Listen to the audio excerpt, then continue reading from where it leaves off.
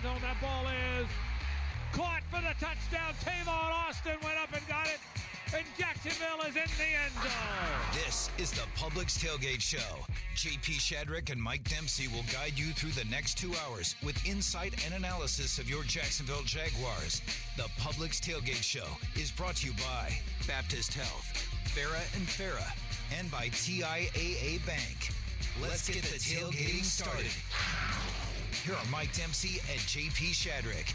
A battle of teams riding 3-game losing skids. Today, the Jaguars head to the West Coast. The 2-9 Jacksonville Jaguars face the 7-4 Los Angeles Rams. Kickoff coming up at 4:05 Eastern at SoFi Stadium in Los Angeles. And welcome into the Publix Tailgate Show. JP Shadrick from home today. Contact tracing. You'll hear a few different things today on the Publix Tailgate Show. All is well on this side. Mike, you're at the bank today. What's up? I am at the bank today, and all is well as far as I know on this side, JP. So good to talk to you. Yeah, you ready for some football today? A battle of 3-game losing skid teams. Well, the Rams were 7-1 before their 3-game skid, and many feel that at some point they can kind of claw back in to this NFC playoff chase, and they have the superstars to get it done out there. Well, they do, but they haven't been playing great, particularly their quarterback, Matt Stafford, who's on a little roll of throwing pick sixes. So hopefully the Jaguars defense could be opportunistic today. If Stafford gives you an opportunity, he's done that 3 games in a row now. You better take advantage of it, JP, because we know that points have been hard to come by for this team, and you know you've got a Rams team that is itching to explode and get back in the winning column. And from the Jaguars' perspective, they still haven't really played a full, complete game. The offense will have moments. The defense played pretty well in most part of the season. You know, there was some situation in the running game last week early against the Falcons they couldn't get done, and then all of a sudden they'll have special teams penalties. Other times they've had returns for touchdowns. So if they could put all that together in a positive way, then they can get some winning results. Yeah, that's the difficult thing. Look, you're going to make some mistakes in football. You're not going to play a perfect game, but if they can clean up the opportunities, you know, the instances where they're beating themselves, particularly with some of these penalties that extend drives, and, you know, the drop passes, the things that truly are correctable, JP. I don't know how easily they are to correct, but they're definitely correctable. If they can just clean up some of that stuff today, at least it'll give them a better opportunity. Game day weather is presented by roofclaim.com. Protection made simple. Here in Jacksonville, currently 72 degrees, a high of 73 today. Bright sunshine, birds are chirping, a light breeze. It's a nice day here in Jacksonville in the early part of December. In Los Angeles today, in Inglewood, California, 57 degrees currently, a high of 64.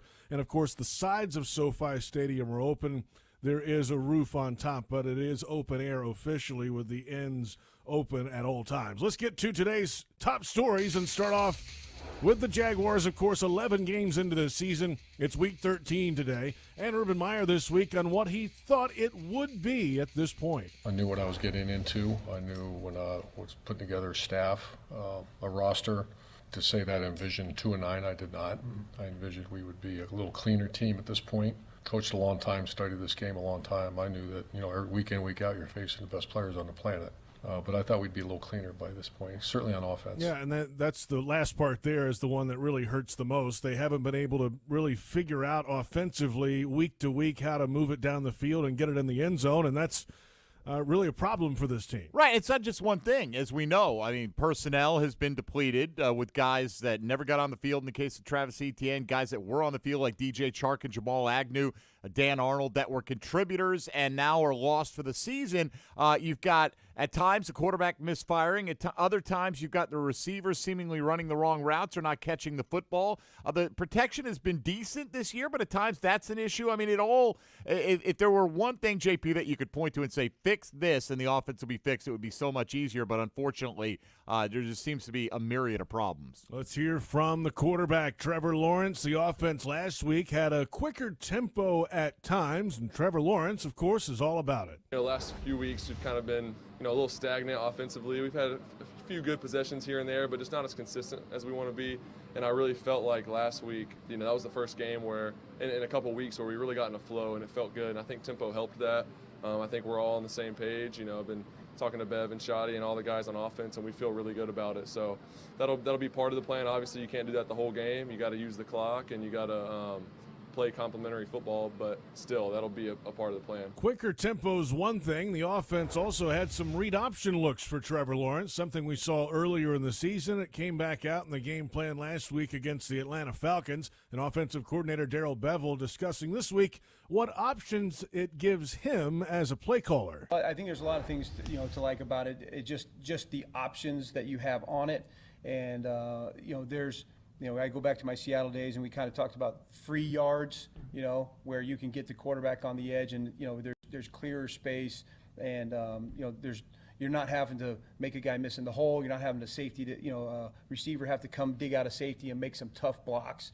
You can get it out there in space, and some better things can happen when you're out there. So, Mike, the read option thing's one thing where it's a handoff or you can keep it. Then you can throw over the top on it. The run pass option thing, they brought that back in a little bit, and this, just hearing Urban Meyer talk this week, it sounds like this is closer to what he wants this offense to feel like. Well, really, to me, JP, over the final 6 games of the season, Trevor Lawrence has been around this franchise enough now that I want it to be whatever he thinks this offense needs to be. What is he most comfortable doing going forward here? And, I think that part of that is incorporating some of the concepts that they used in college. I mean, you're not making this a complete college offense, but you're going to sprinkle in the things that he does best and the things he feels like he can execute the best. So, look, Urban Meyer at this point needs to be, in my opinion, a little bit more hands-on with the offense all the way around, and the defense for that matter. And he's done let his guys work and delegated, but now we're at this point where everything is kind of stagnant.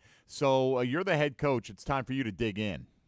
Let's move to defense now. The Jags group last week had some issues against the run early against the Falcons and then played well later in the game, but too little, too late. Defensive coordinator Joe Cullen needs it for 60 minutes. We've, got to be able to stop the run in a 2-shell, got to stop it in a 1-shell.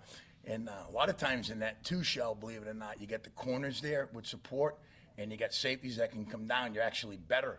So, a lot of it was in every coverage. It wasn't just that where we had some one guy here, one guy there. So, again, like in all 3 of those games, we were able to at least slow it down and tighten the screws in the second half. But it's got to be right from the get-go, and it was not up to our standards that we've set. Well, this week, Mike, of course, the Rams are known for those big-named wide receivers. The top receiver in football right now, Cooper Kupp. They've got Odell Beckham Jr. They got Van Jefferson.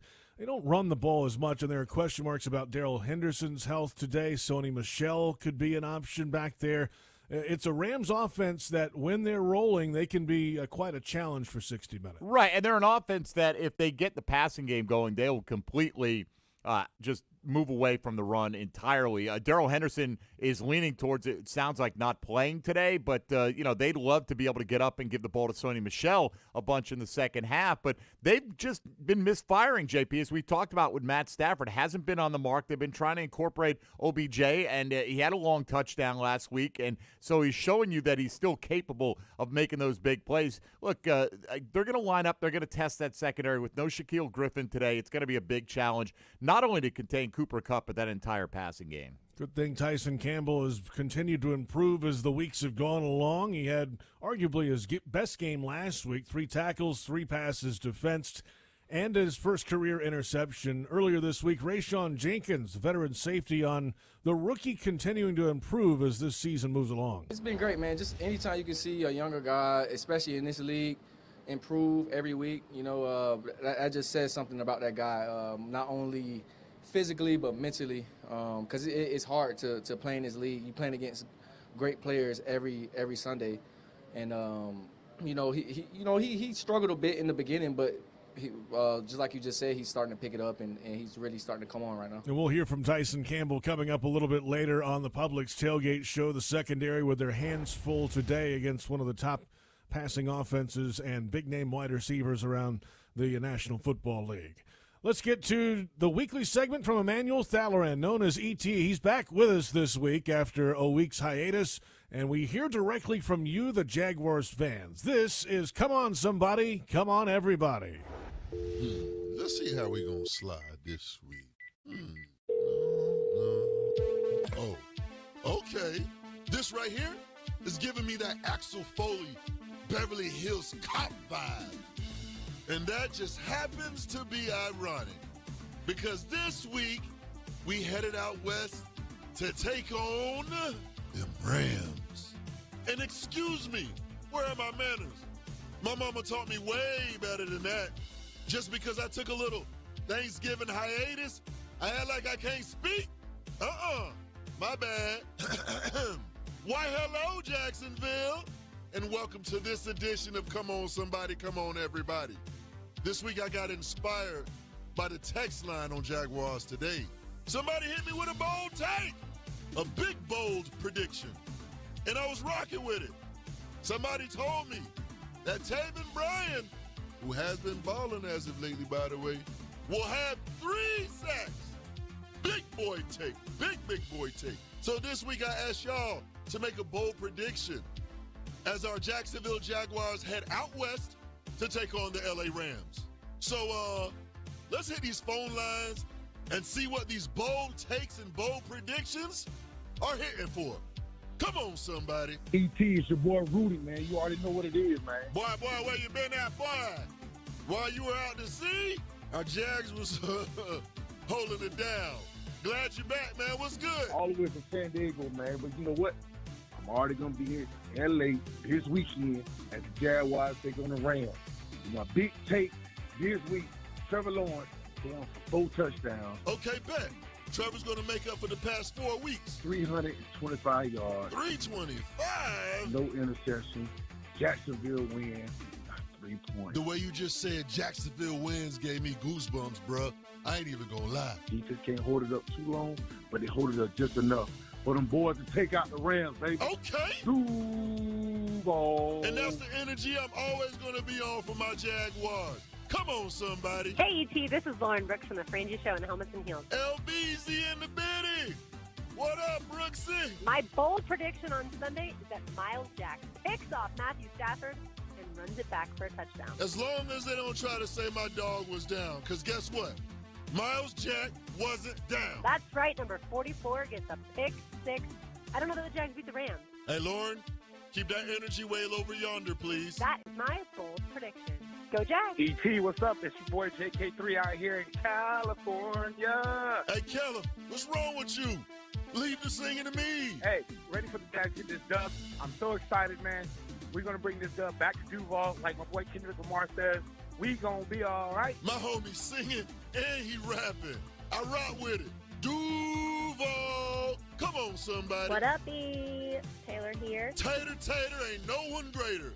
What they do, baby girl? So I'm going to roll off the energy that Hayes Carline put out earlier this week when he talked to Laquan Treadwell. What you talk about, Tater? He told Laquan that pretty much if he burned Jalen for a touchdown, the city would call him a legend. Well, Laquan, you're a great guy. I don't want to put any extra pressure on you, but I want you to know that if you burn Jalen Ramsey for a touchdown, you will be a Jaguars legend forever. So I'm going to call it Laquan burning Jalen for a TD this Sunday. Come on, somebody. My dog Tater hit it with the come on, somebody. Hey, Laquan, check this out. You want to reach Calais Campbell status in Jacksonville, Florida? You know what to do. Come on, somebody. Now, if you will excuse me, I have some teal water to attend to. Let's go get this dub. Duval, stand up. Come on, somebody. There you have it, Emmanuel Salaran back in the saddle this week, Mike. How about it? Yeah, why not? I'll take 325 and 4 touchdowns, JP, plus a Miles Jack pick 6. I'm just going to combine all the predictions, and it sounds like the Jags are going to win like 42-7 to me today. That's not a bad, as long as it's one more than the other team. We'll take I'll it, man. Take that. No doubt. Whatever kind of combination or returns you want to put in there. You can get it on the call-in line each week with ET 904-207-7071. And we're just getting started in the Publix Tailgate Show ahead of Week 13 coming up in about 20 minutes or so. It's not the starting point. It's not what we want. But if they're willing to try to close that outside D gap, then he has the ability with his speed and athleticism to get the ball on the perimeter. That's Jaguars passing game coordinator Brian Schottenheimer visiting with Brian Sexton coming up in a little bit. Up next, though, it's Kevin Coogler. He has the call of today's game on the NFL on Fox. Jaguars-Rams coming up, and from TIAA Bank Field in Jacksonville. This is the Publix Tailgate Show on Jaguars Radio.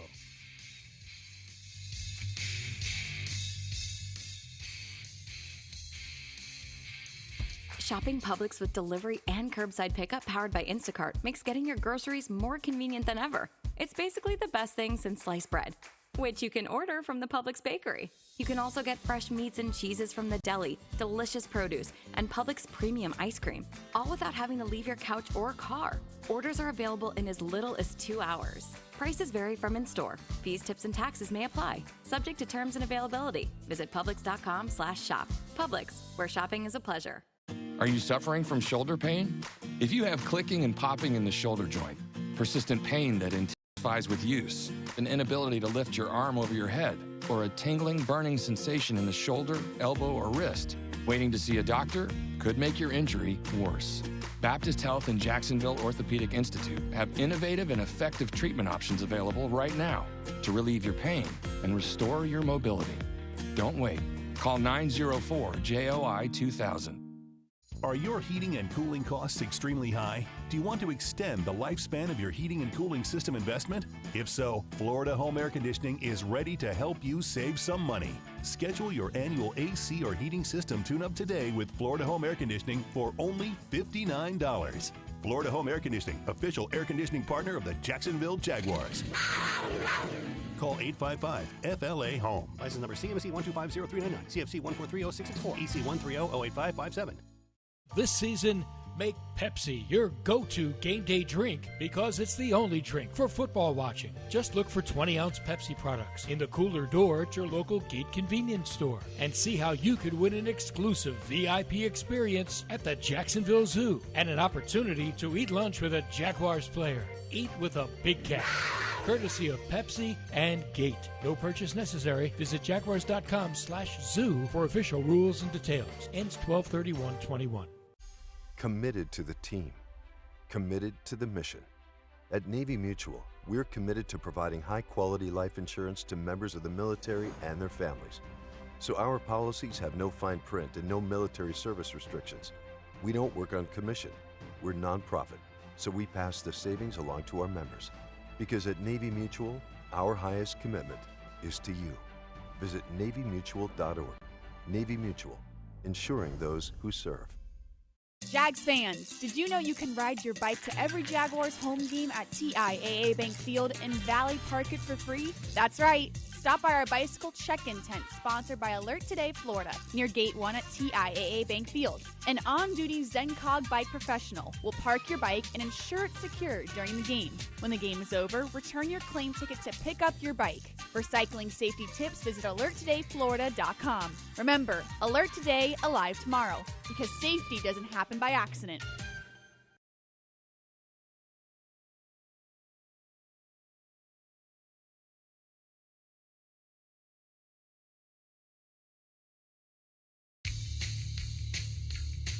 Jaguars Game Day is presented by Vystar Credit Union. JP Shadrick with Mike Dempsey on the Publix Tailgate show as we roll along.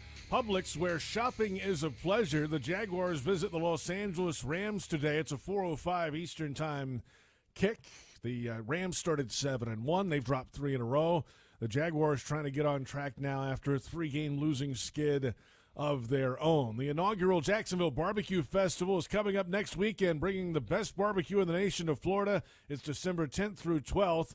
Visit bbqfestjacks.com. And, Mike, we're going to hear from Kevin Coogler coming up. He's been covering the league for a long time, most notably on Westwood One, but as of late, the last few years, has been with the NFL on Fox as well. We'll get his take. He had the game last week, too. Yeah. The Jaguars had the Falcons a week ago. Yeah, getting a little of that local knowledge, soaking it up. So maybe he sees a few indicators, JP, that the big breakout is coming this week. Yeah, we'll hear from Kevin Coogler. He used to have the preseason TV games for the Jaguars as well, and our thanks to him for the pregame conversation. With the call of today's game on Fox Sports, it's our good friend Kevin Coogler. It's been a minute, Kevin. Good to talk to you. What's up? JP, what is up, my friend? It has been a minute. It's been a little bit since I was doing Jags preseason games, but I'm glad to be back. And now I'm currently the voice of Jags regular season television for these last 2 weeks. Yeah, you had last week's game, of course. Jaguars didn't fare well against the Falcons. Now it's a long road trip to SoFi Stadium in L.A.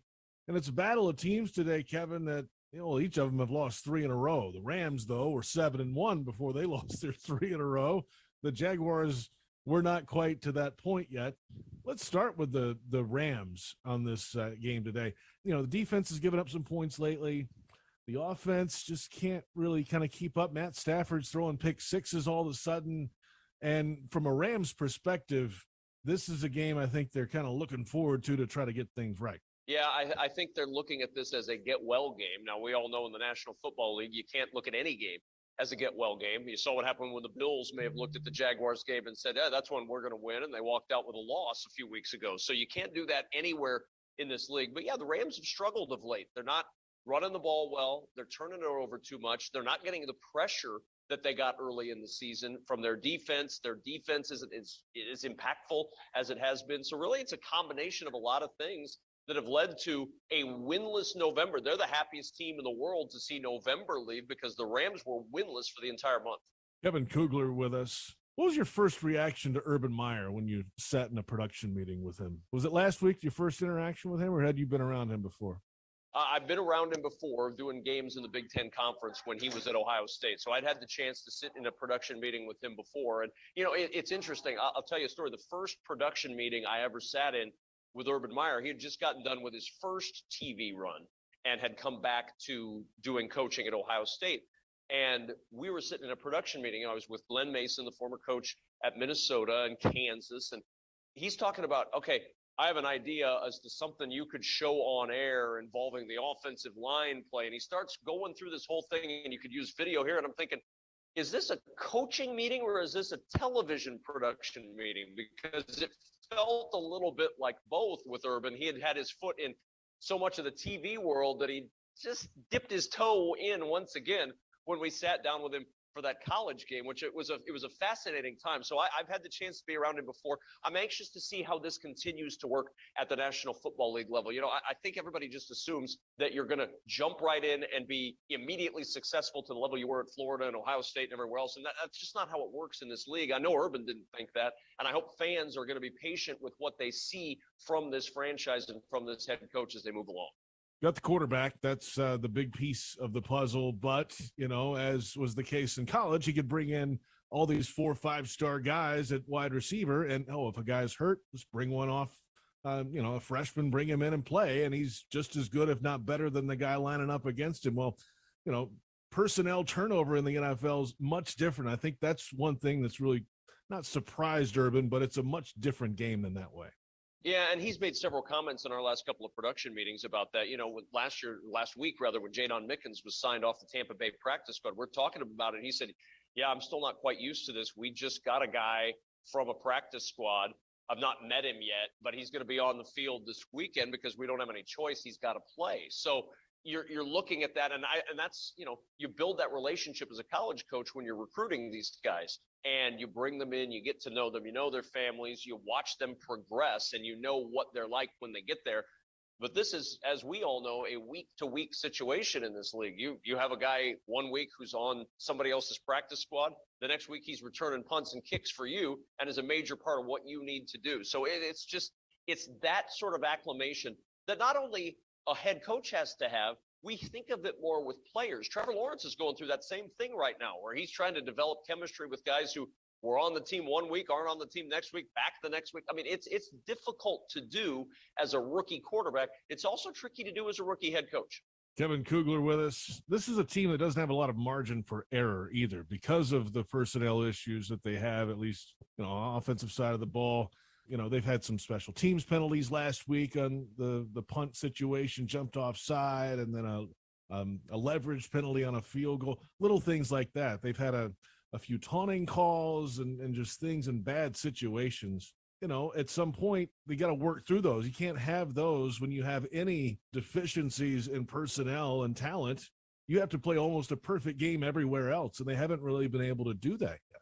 No, and that's the sign of a program or a franchise that's still trying to figure it out. I mean, you can't have those kind of mistakes. Not in this league. If you can get away with that at the college level sometimes. You're over-talented. You're more Clemson was more talented than most of the teams they played when Trevor Lawrence was quarterbacking there. So if there was an issue, they could overcome it because they just had more talent than the guy on the other side. So you can afford a holding penalty. You can afford some sort of stupid personal foul because more often than not, you're going to overcome it. Same at Ohio State. Ohio State was much more talented than most of the teams they faced. At this level, you can't do that, and that's why losing teams lose games and winning teams win games, is because the winning teams figure out how to not make those kind of mistakes, especially, and it seems like with teams that lose, they make those in critical areas. They just have all kinds of issues in big moments that could be avoided. You run out a punt team and have to take you don't have a punter out there. I mean, there's just things like that you scratch your head. And if you're a fan, you're a broadcaster, all of us were like, how does this continue to happen? And I'm sure that's one of the things they address every day. It's not like they walk into practice and say, okay, we're not ever going to think about penalties. They address it every day, but it's still one of those situations that crops up at really bad times, and it certainly has done that with the Jaguars. Kevin Coogler with us has the call of the Jaguars and the Rams today on Fox Sports. You look at this Jaguars defense. Josh Allen is a name that stands out, obviously, a first-round pick. Shaq Griffin is not available. He's not going to make the trip this week, so he won't play today. But they spent a lot of free agent money this year, a little bit of draft equity. Tyson Campbell's one of those. He played well last week, his best, I think, career game overall. But some of those free agent guys are in a couple 3-year deals. It feels like this group is just starting, and they're going to be around together for a little bit. And they've had some positive moments this year. From a big picture perspective, we're in it every day. So we're in the weeds here, kind of figuring out we know all these guys so well. From a national perspective, what is the personality of this Jaguars defense? I like this defense, and I think the personality stems from guys like Myles Jack and Josh Allen, who are big personalities. We haven't had the chance the last couple of weeks to talk to Josh. We talked to Myles before this game, had a long conversation with him, and he couldn't be more of an enjoyable conversation to have. And I know Jaguars fans know this from their time around Myles. He's a gem, and you build around young guys like that. Tyson Campbell last week, finally breaking through and getting his first interception. And I know Shaquille Griffin's not playing today, but you look at what he can do. He is still just 26 years old. This is a guy who's got a lot of upside still in his career. And you've seen the reflection of that over the last 5 games. 20 points a game, under 200 pass yards per game. They're getting better from a defensive standpoint. But here's the problem, JP, and you know this, and Jaguars fans are smart. They know this too.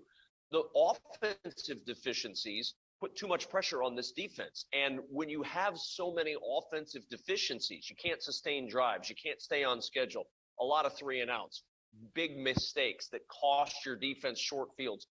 You're putting so much pressure on that defense. Even the best defenses in this league cannot withstand a barrage of errors on the other side of the ball and expect to be able to stop teams game in, game out, drive in, drive out. It just doesn't happen that way, not in this league. And part of the defensive problems for the Jaguars are tied into what happens on the offensive side of the football. That's Kevin Coogler of Fox Sports. He has the call again today of the Jaguars and the LA Rams. And, that's an excellent point. Complimentary football. They haven't been able to do that. Defense had to go out a couple weeks ago. Remember, Mike, against San Francisco, 20-play drive to start the game for San Francisco.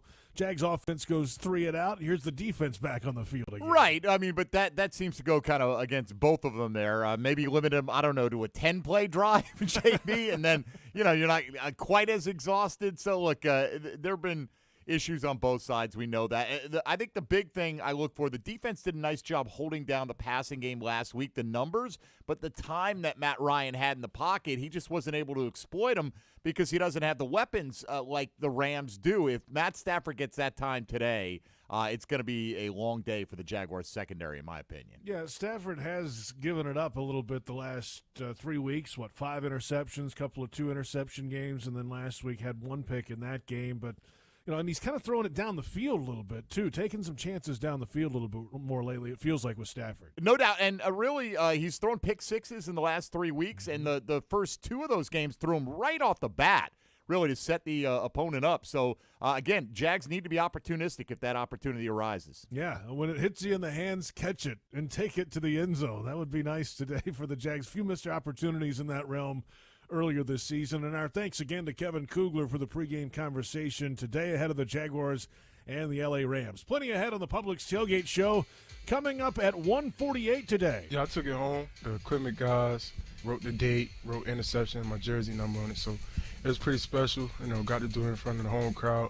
and in front of my family, but wish we came out with the win. That's Jaguars cornerback Tyson Campbell discussing his first career interception last week. But up next, Brian Sexton sits down with Jaguars passing game coordinator Brian Schottenheimer. The Jags and the Rams coming up in Week 13. And this is the Publix Tailgate Show on Jaguars Radio. You say there's nothing quite like the feel of the open road when you ride a motorcycle. You know it takes concentration, knowledge, and skills beyond those required to drive a car. Ride Smart Florida would like to take this opportunity to remind you to enjoy the road, but to always ride smart. S-M-A-R-T. Say no to drinking and riding. Make yourself more visible to motorists. Always wear your helmet. Ride in control. Train regularly and get endorsed. Visit ridesmartflorida.com for more details. Do you ride smart? This message is provided by the Florida Department of Transportation. At Vystar Credit Union, you inspire us to deliver on our promise, to do good for our members and our communities. That's why we offer more banking options, like better rates and no hidden fees.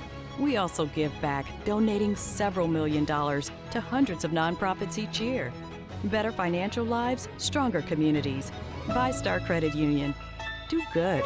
Bank better. Visit vystarcu.org/join. Insured by NCUA.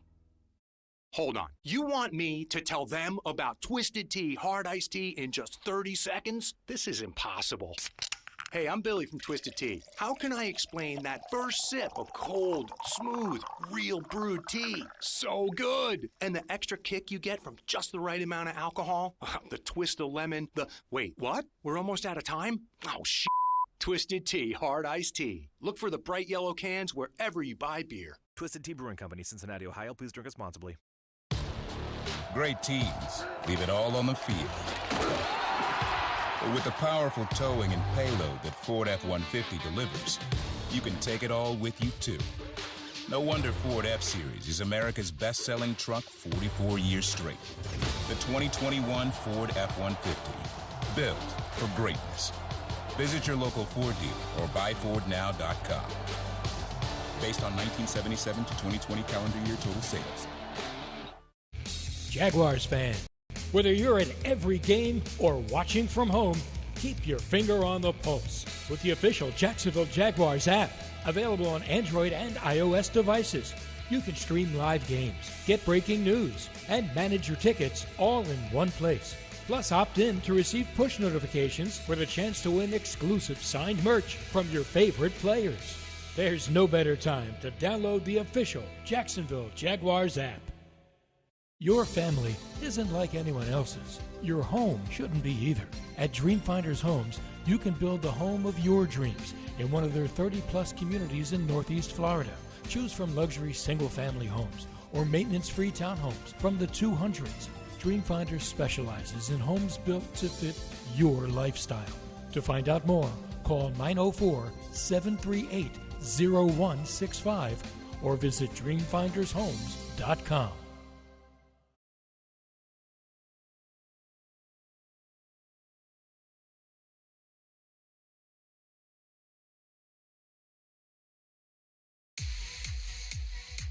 The Publix Tailgate Show continues. JP Shadrick with Mike Dempsey as we count down to the Jaguars and the Rams in Week 13. It's a 4:05 kickoff time at SoFi Stadium.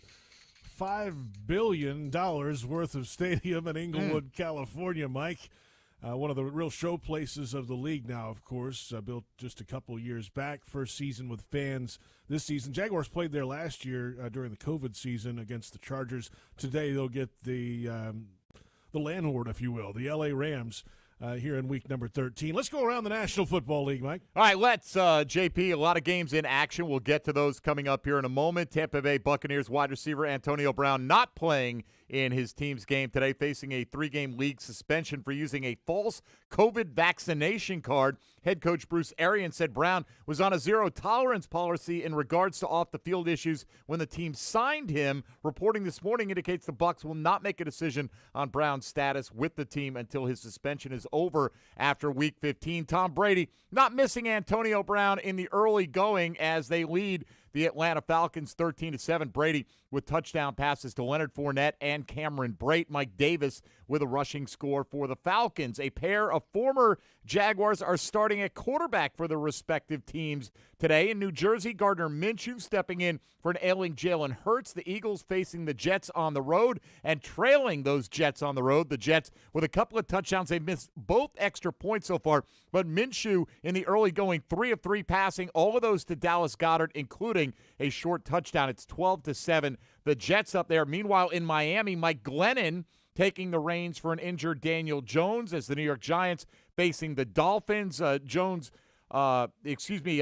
had driven the Giants down to the Miami 3-yard line where he was intercepted by Xavier Howard. That game is currently scoreless at the end of one. Other scores around the National Football League in the AFC South. Jonathan Taylor with a short touchdown run, and the Colts lead the Texans by a 7-0 score. Of course, Tennessee on a bye today, so those are the only other AFC South teams in action today. Arizona leads Chicago 14-0. Kyler Murray in his return from an ankle injury has thrown a touchdown to DeAndre Hopkins, who also made his return today, and also Murray has run in a score for that 14-0 margin just at the end of the first quarter. Battle of second-year quarterbacks. The number 1 overall pick from last year, Joe Burrow, taking on the number 6 overall pick, Justin Herbert, and so far it's been all Herbert as the Chargers lead the Bengals 16-0, and Herbert has a pair of scoring tosses to Keenan Allen in that one. Minnesota up 3-0 in the early going over Detroit, and looking across the scoreboard, JP, I think that's all we've got on the board early going today. So 7 games in action, you're all caught up. Yeah, a rare 4 o'clock window game for the Jaguars today. This was actually supposed to be a 4:25 kick, but it got flexed down to 4:05 and changed networks as well today. And the Jaguars get the Rams coming up. Passing game coordinator Brian Schottenheimer sat down earlier this week with Brian Sexton. Plenty to discuss about the quarterback's development so far. He's really the first line of coaching with Trevor Lawrence in the quarterback room, and then it goes up, of course, to Darrell Bevel and head coach Urban Meyer. But Schottenheimer, the first one in there each and every time with Trevor Lawrence, and earlier this week with Brian Sexton. Hard to believe we're in December already, isn't it? Oh, it's crazy. It's crazy to think about the season. We've still got 6 more games to go, which is really different. But, again, a lot to be thankful for. I know myself and the staff, we feel that way, and certainly the quarterbacks. All right, let's talk about the quarterback. All week long, the conversation has been about RPO and up-tempo, things he did well in college. As an old-school guy, I kind of get worried about my quarterback running with the ball in his hands. How do you balance getting the offense jump-started, Brian, and at the same time protecting your quarterback's health? Yeah, well, I think the biggest thing is Trevor's understanding of what we're trying to do when he does have to pull the ball.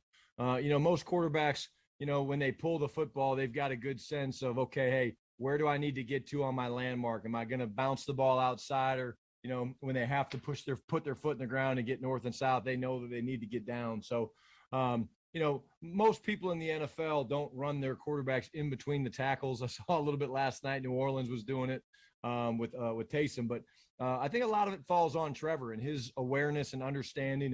And he certainly is a weapon when he does pull the ball. It's not the starting point. It's not what we want, but if they're willing to try to close that outside D gap, then he has the ability with his speed and athleticism to get the ball on the perimeter. And I think we've shown that certainly helps him. And then with the tempo, we've always had tempo up. Last game, we were able to use it quite a bit and very effectively. But it's not like we carried a lot more last week. We had a more of an emphasis maybe. And each week's different depending on how the defense responds. He's such a poised guy. I mean, you can see that standing in the stands or, watching on TV, but he's still a rookie. So at this point now, Coach, where is he? I mean, has he taken that next step that you expected in terms of understanding what's going on around him? I think he's got a great understanding of what we're trying to do. I think he's got a great understanding of the game. I mean, you think about it, it's a very different game than what he's used to. So he's still learning. I mean, Russell Wilson last year was still learning. Andrew Luck was still learning. You're still learning. There's just, when you're a young player, there's a lot more that you don't know. And so the learning curve is a little bit more filled with ups and downs. But again, he's getting better. I mean, the throw he made to Tavon last week was unbelievable. He makes a number of those throws. We just have to execute better. We got to clean up some of the details on our end as a staff and just get those guys to go out there. And the execution is there at times, and then there's times that it's not. So I think the word I would use is consistency of execution, certainly with the quarterback play. You know, with guys who do what I do for a living talk about receivers and the lack of that alpha, the big time speed guy, but you just used the key word, execution. What do you need from these wide receivers for the passing game to be more successful if it's not just speed alone?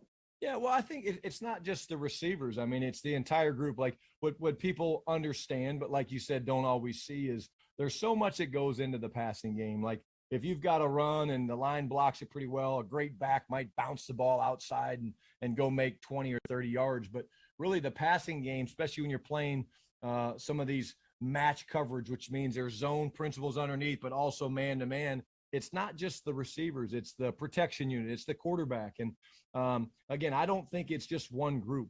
When I see us playing well, the execution's clean. Guys are in their right spots. Trevor's making throws. There's certainly been guys open that we've missed throws with. So again, to me, it's all of us together. It's us working to improve. This week's been a nice week of preparation. The guys have been on the details throughout, and I expect that we're going to play well this weekend. A thought on Jalen Ramsey? I mean, here's a guy that knowing him like we do in Jacksonville, he's a guy who's going to be opportunistic. You got to know where number 5 is on the field at all times, right? Yeah, well, again, playing him in the division for the last couple of years up in Seattle, very aware of him. Really saw some unbelievable matchups between him and a DK in those games over the last couple of years. Just a tremendous talent. But what he probably doesn't get enough credit for is the overall all-around great football player he is. Not only can he cover guys, but you watch him when he's a blitzer, unbelievable, at avoiding pass protectors and getting to the quarterback. And then, again, I think one of the best tackling secondary players in the NFL. So terrific all-around football player that I have nothing but respect for. A 2-9 team going across the country to play a Rams team that's, I think, 7-4 and lost 3 in a row, right? They're well into their development. They're a contender.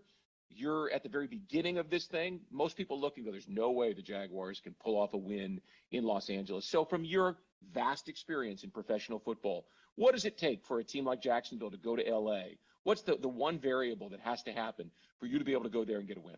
Well, I think it starts with taking care of the football. If we go out there, we take care of the football.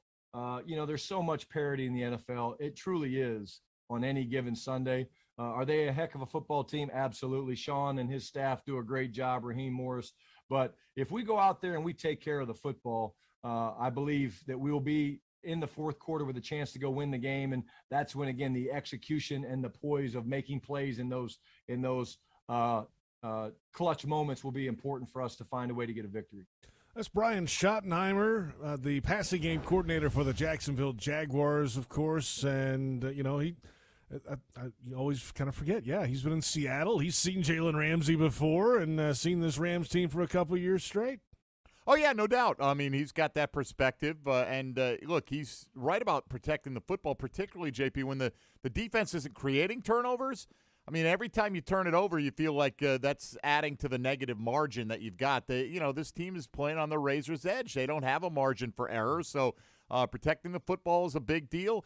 Jalen Ramsey's been used different ways this year. He's not just shadowing guys. He's being used kind of as a jack of all trades, like a rover, so I wouldn't be surprised to see him come on some blitzes today, up close, pressing the line of scrimmage, also playing off.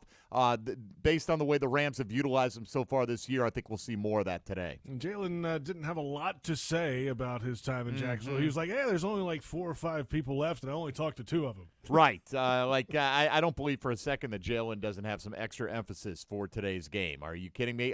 I think, honestly, look, you got to challenge him. You can't stay away from Jalen Ramsey. It's not like there's one guy that he's just going to lock in on today. I don't know who that guy would be for the Jaguars. So if you can get after Jalen early, you can get in his head. We've all seen it. He likes to finger point. He never wants to blame himself. So I wouldn't be opposed to Trevor Lawrence taking a shot over the top in his direction early on in this game. If you're looking for the MVP of the truck game, then look no further than Ford F-150, loaded with impressive capability and designed to dominate work, play, and everything in between.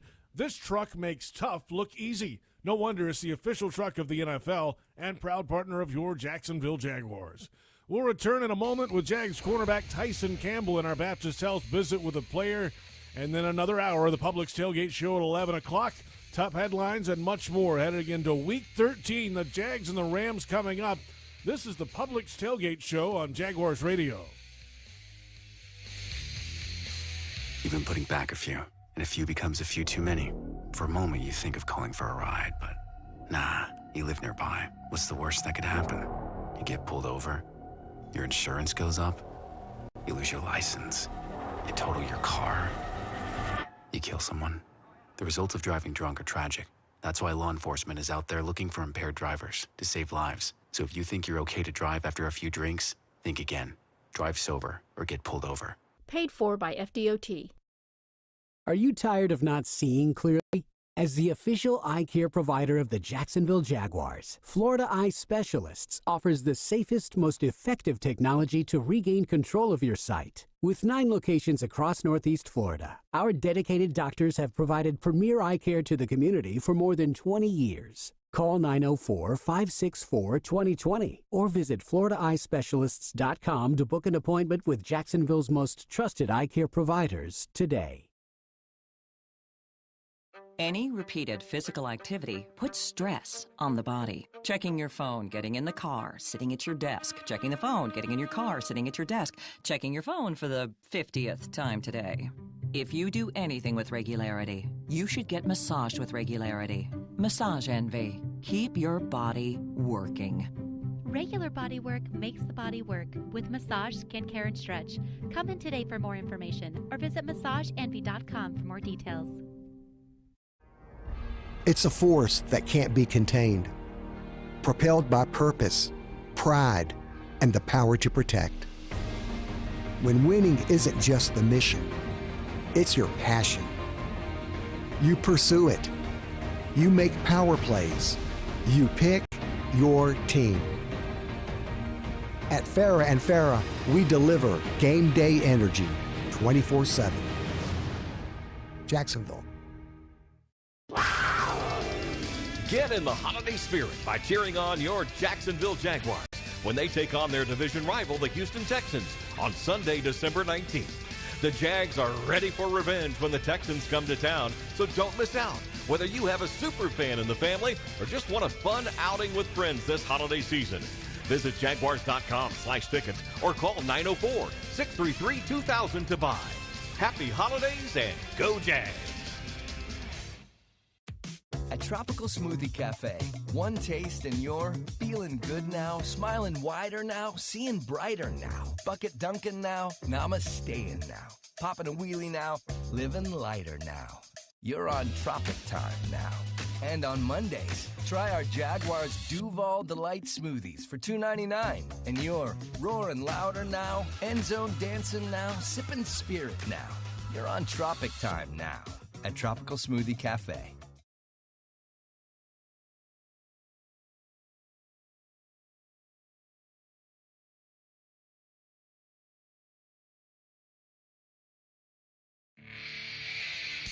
Jaguars Game Day is presented by Vystar Credit Union. The Publix Tailgate Show continues.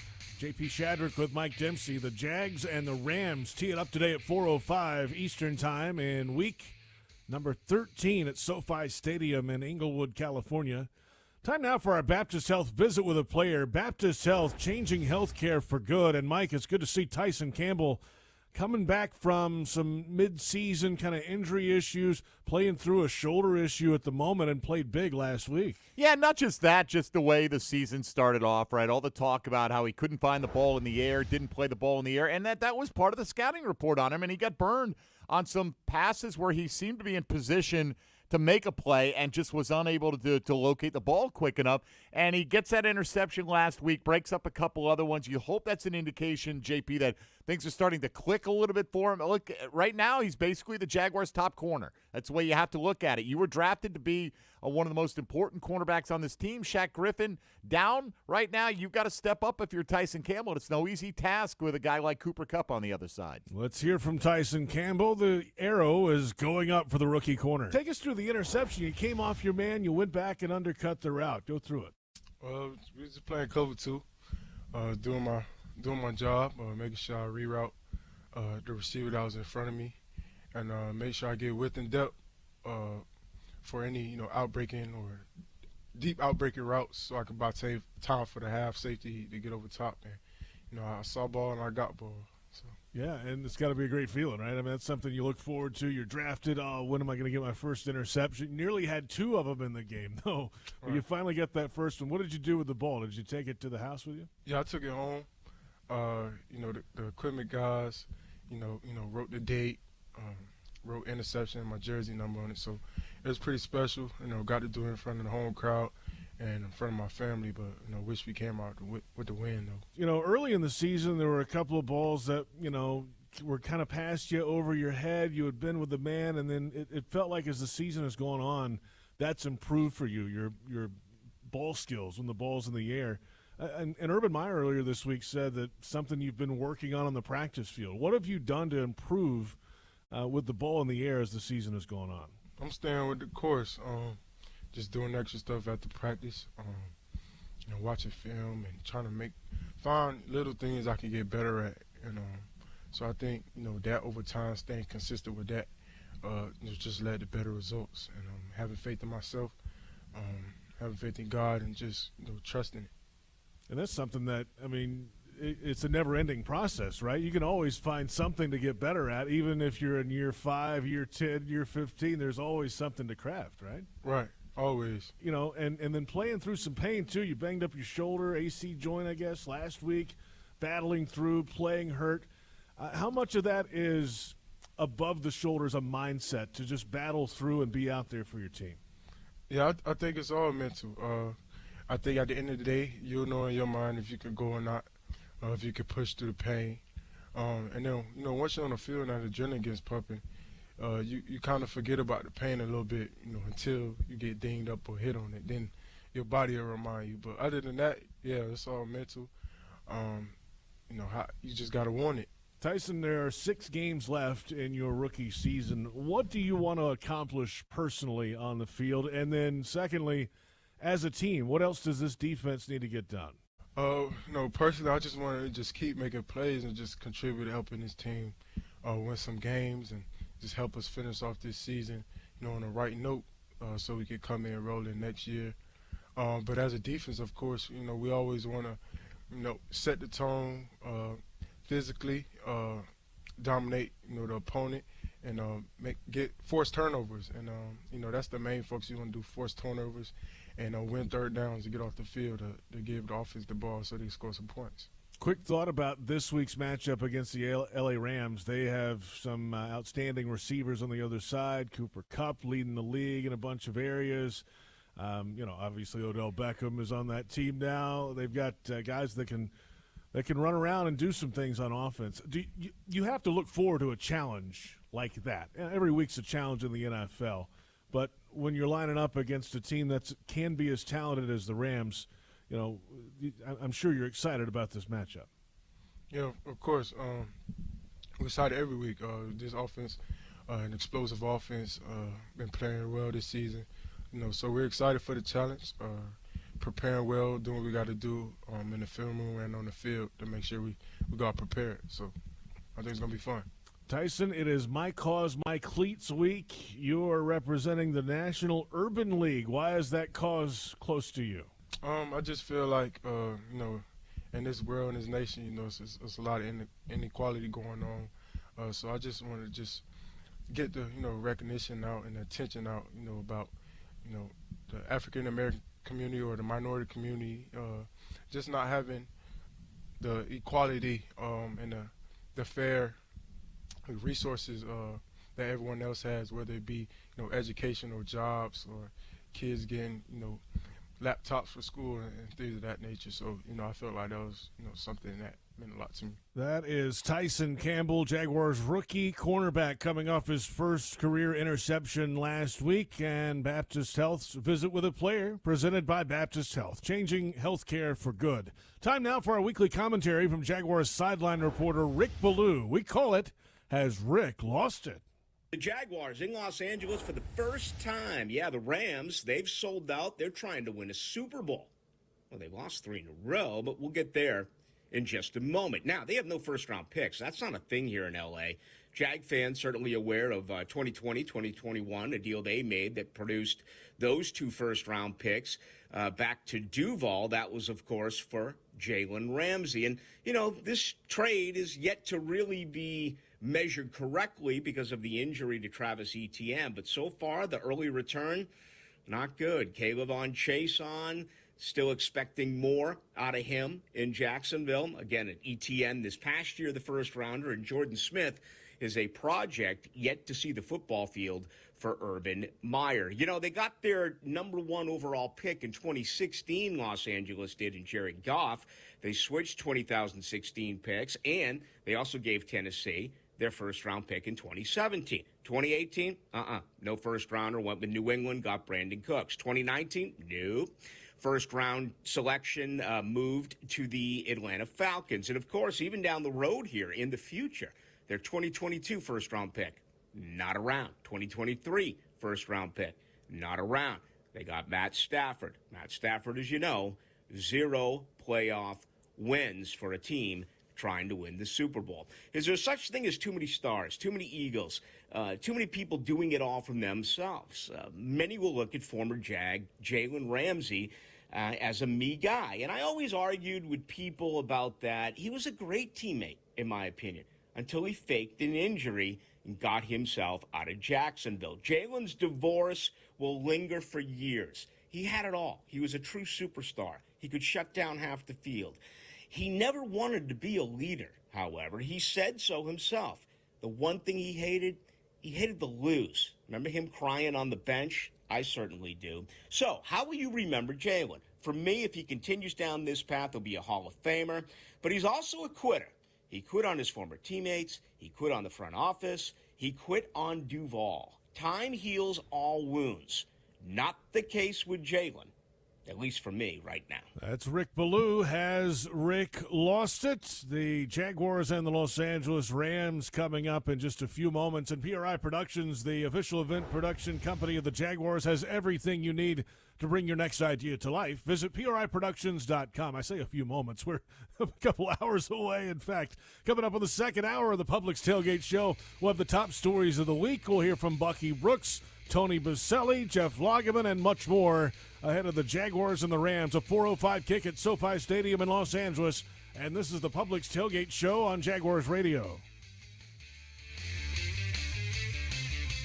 Kessler Creative, proud partner of the Jacksonville Jaguars, has been a leader in direct mail for over a decade. Using the latest technology, Kessler Creative can now reach your ideal audience even more effectively.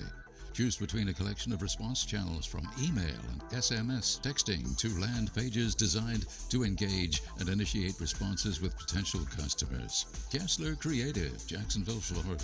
Results-driven marketing and a proud partner of the Jacksonville Jaguars. At most sandwich places, asking for more of something is just part of the drill. But what if you never had to ask for more? What if more was just a given? At Daly's, more is what our sandwiches are built on. More meat, more cheese, more veggies, more quality, more taste. All for a price that's anything but more. Sandwiches from Dash, made fresh. Daly's. Hi folks, Frank Frangie here to tell you where to find the most authentic Southern Pit barbecue in all of Jacksonville. That's right, Bono's. For 72 years, Bono's has been smoking real pit barbecue right here on the First Coast.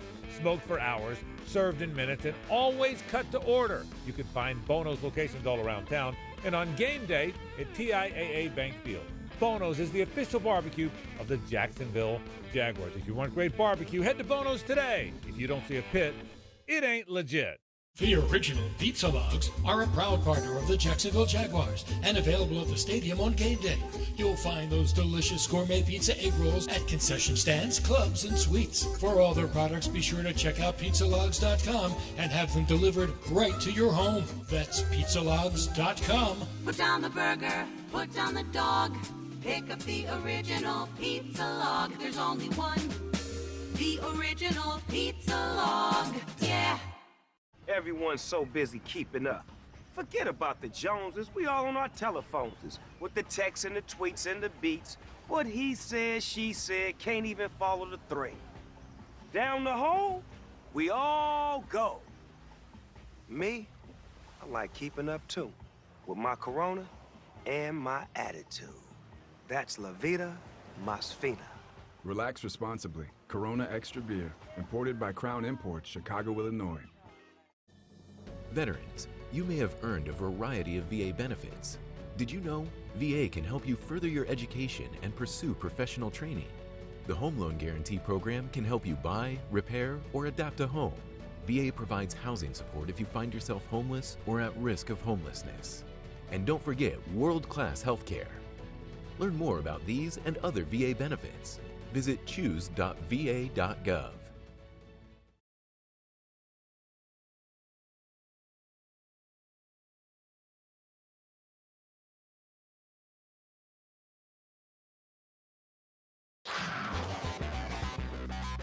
The Publix Tailgate Show continues right now. Jaguars Game Day presented by Vystar Credit Union. It's hour 2 of the Publix Tailgate Show. 2 hours away from Week 13 for the Jacksonville Jaguars. They're 2-9. The Los Angeles Rams at 7-4. The Rams started 7-1. They've dropped 3 straight. The Jaguars have also dropped 3 straight. A little different feel, though, trying to get some things together. The Rams have the superstars, at least.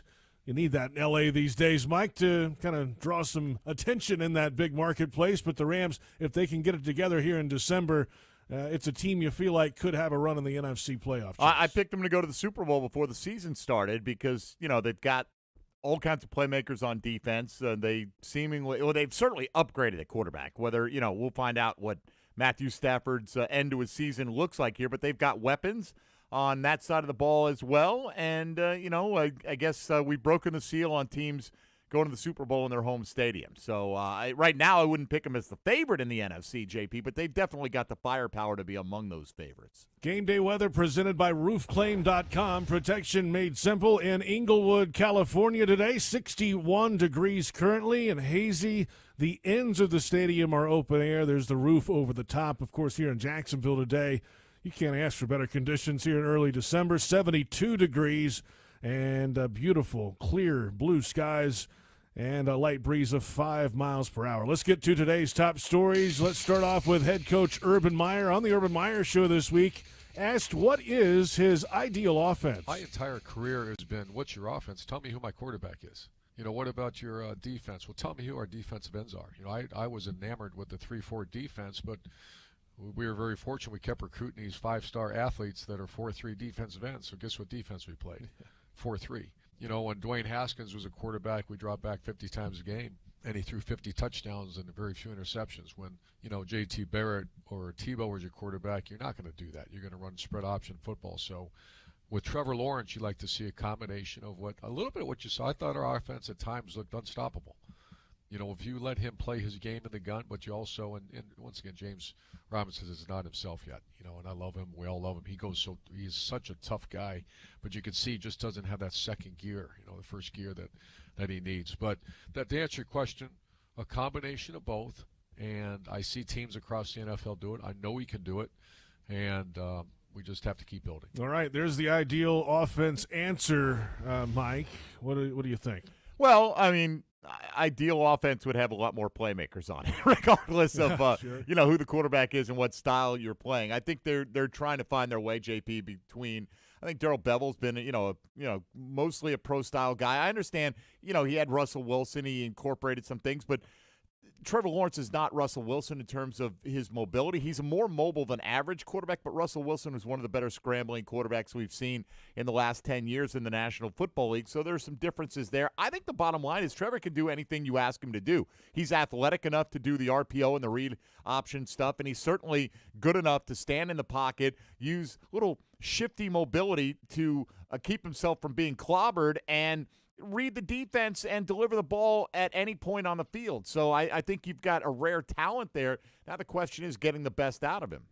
Let's hear from the quarterback, Trevor Lawrence. The Jags offense used more quicker tempo last week, and Trevor Lawrence, of course, likes it. Yeah, it helps a lot when you can play with tempo. It obviously slows down the pass rush. You know, guys get tired eventually, and it just helps us keep the defense on their heels. It's harder to dial things up when you're playing against a tempo team. You know, you don't get set. You don't always get your call in, so a lot of times, you know, you go back to your base call or whatever that is. So that helps. They're a really good defense, so we got our hands full with that, but we're excited for the challenge. You know, obviously we got a good plan that we're putting together. Great day today.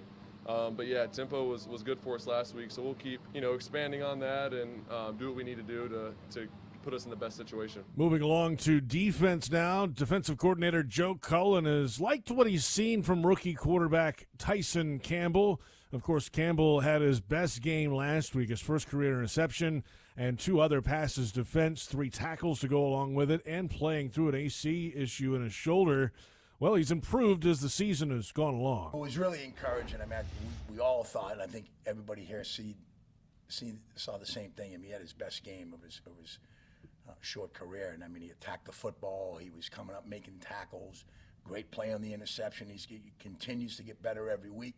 He was fighting through some, you know, everyone this time of year has, you know, the bruises and the nicks and all that stuff. So I mean, he was fighting through that, and I thought he did a great job. The coaches, Coach Walton's and Coach Dannon, doing a great job with those guys back there at the corners. So we're really, really excited about where he's going. Got their hands full today on the back end of the Jaguars defense, though, against this receiving core for the L.A. Rams. They have guys that can make a bunch of catches short if you allow them to, and Cooper Kupp, and they got guys that can take it off the top as well. Oh, no doubt. They can do anything they want. And, look, Tyler Higbee's been kind of quiet, but the Jags at times have had trouble covering tight ends. You don't want to forget about him today either, JP. He's got the ability, but they just have so many guys. Even when they lost Robert Woods, obviously Odell Beckham Jr. stepped in. Van Jefferson is becoming a bigger part of this offense, particularly in the downfield passing game. So, you know, if you're a guy like Higbee, you're going to get lost in a lot of weeks because there are better options out there, but he's still a guy that can hurt you if you forget about him. Those are some of today's top stories, and a little different feel on the Publix Tailgate show this week in this regard. Jeff Lageman, for the first time since he became a full-time radio analyst for the Jaguars, is missing the football game today. We had an earlier game preview conversation. For the first time since 2002, you are not calling a Jaguars football game.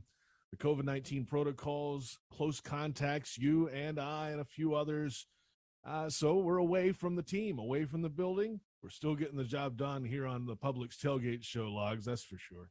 Yeah, it's very weird, you know. I mean, it's like part of my routine, you know. I have literally, since I started playing football in the National Football League, JP, which starts all the way back in 1989, my body has a body clock. You know, on Mondays, there are certain things that I have to do on a Monday. Tuesday's a day off, or at least it used to be as a player. And you knew that as you started to get towards the weekend, it was time to gear up and start to get ready for game day, whether it was as a player or as a broadcaster. You were trying to make things get better to where you could perform on a Sunday. So it's definitely different, and I get it.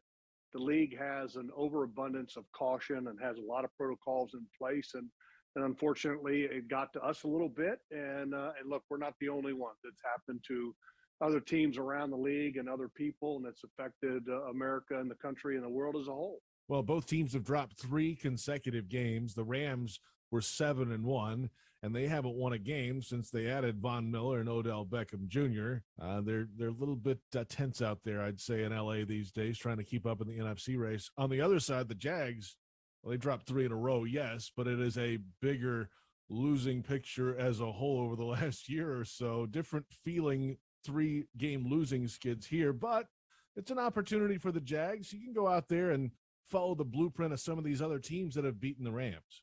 Well, and the Jaguars have their own blueprint. They were able to do that against the Buffalo Bills, which nobody even gave the Jaguars a chance in that. So it is possible. The reality is that the Rams, in their 3 losses that they just had, they turned the ball over a ton. Matthew Stafford was not exactly clean with the ball, and we know firsthand what turnovers can do and turnover differential can do to a team's opportunity at success. And of course, the Rams turned the ball over against 3 playoff caliber teams. And so that has a lot to do with the Rams not performing very well over the last 3 weeks.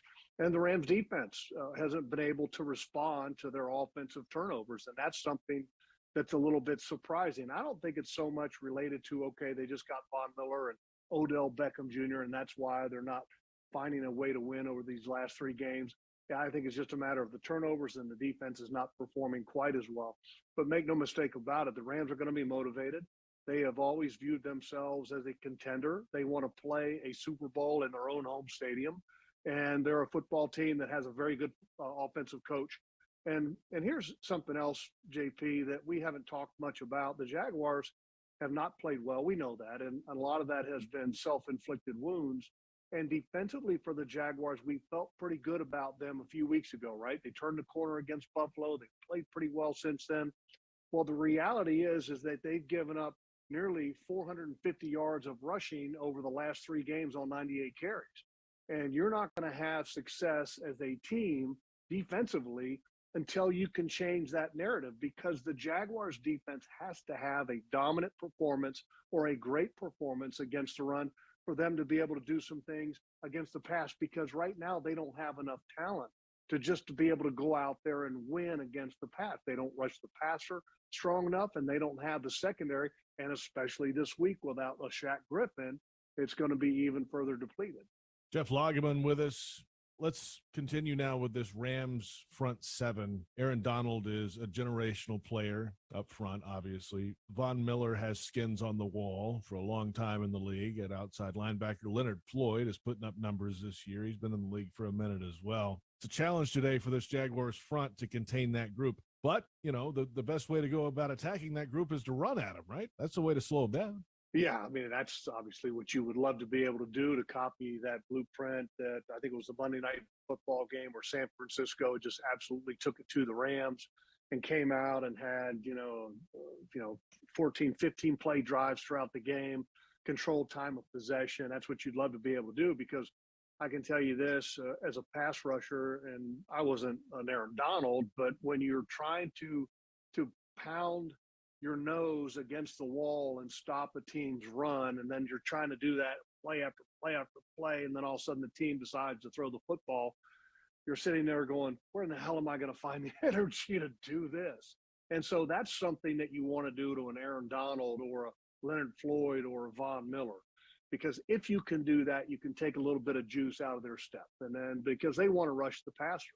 And it's pretty crazy, and that you say about skins on the wall with a Von Miller. You're talking 201 sacks combined between Aaron Donald and Von Miller. And that's not even considering Leonard Floyd, who, oh, by the way, leads the Rams in sacks, and nobody wants to talk about him. He's kind of a forgotten guy. And that's kind of what has happened with this Los Angeles football team, which is kind of strange, JP. You read their media guide and you read all their press clippings that the team puts out, and they talk about Aaron Donald and Odell Beckham Jr. and Von Miller and Matt Stafford. But, they're not talking about a guy like Leonard Floyd or the running back, Darrell Henderson Jr. Jeff Lageman with us. You mentioned Shaq Griffin out this week. Tyson Campbell stepped up and had a nice game last week, his first career interception. It's a challenge this week because they have some guys out there at wide receiver in L.A. that can get it done. Cooper Kupp statistically is the best receiver in football, but then they have the big play possibility guys in Beckham. He's only been there a couple weeks, and Van Jefferson, right? So those guys can really get down the field. That's a chess match today. How do you cover all of that on the back end?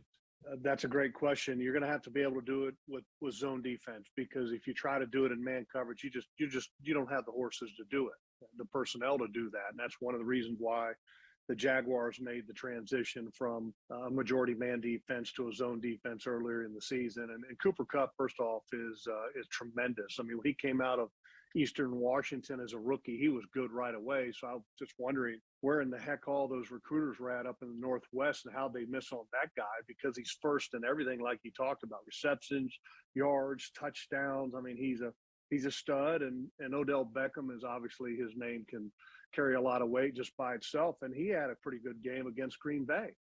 Had a big 50-plus yard touchdown catch that was an impact in that ball game. And he's coming back, remember, from an ACL last year. So is he 100% back? No, but he's still a great player that has great hands. And Van Jefferson has really become their deep threat with the absence of Robert Woods. And Van Jefferson, we should know here in Jacksonville, he's a University Christian St. John's Country Day guy, and the son of Sean Jefferson, who was a longtime player in the National Football League. So three great weapons with the Rams, but the one that concerns me the most, JP, is Darrell Henderson Jr., because if the Rams are able to get him going, and the Rams are kind of pass happy, but if they get Darrell Henderson Jr. going, it will be extremely hard for a Jaguars defense to have success. That's Jeff Lageman, of course, Jaguars analyst, joining us. And coming up in just a moment, we will get to our fantasy picks for week number 13. A little later, we'll go to the broadcast booth. Tony Baselli this week will be with NFL Network analyst Bucky Brooks on location at SoFi Stadium. That's about 15 minutes away or so from right now. The Jaguars and the LA Rams coming up at 4:05 Eastern in Week 13. This is the Publix Tailgate Show on Jaguars Radio.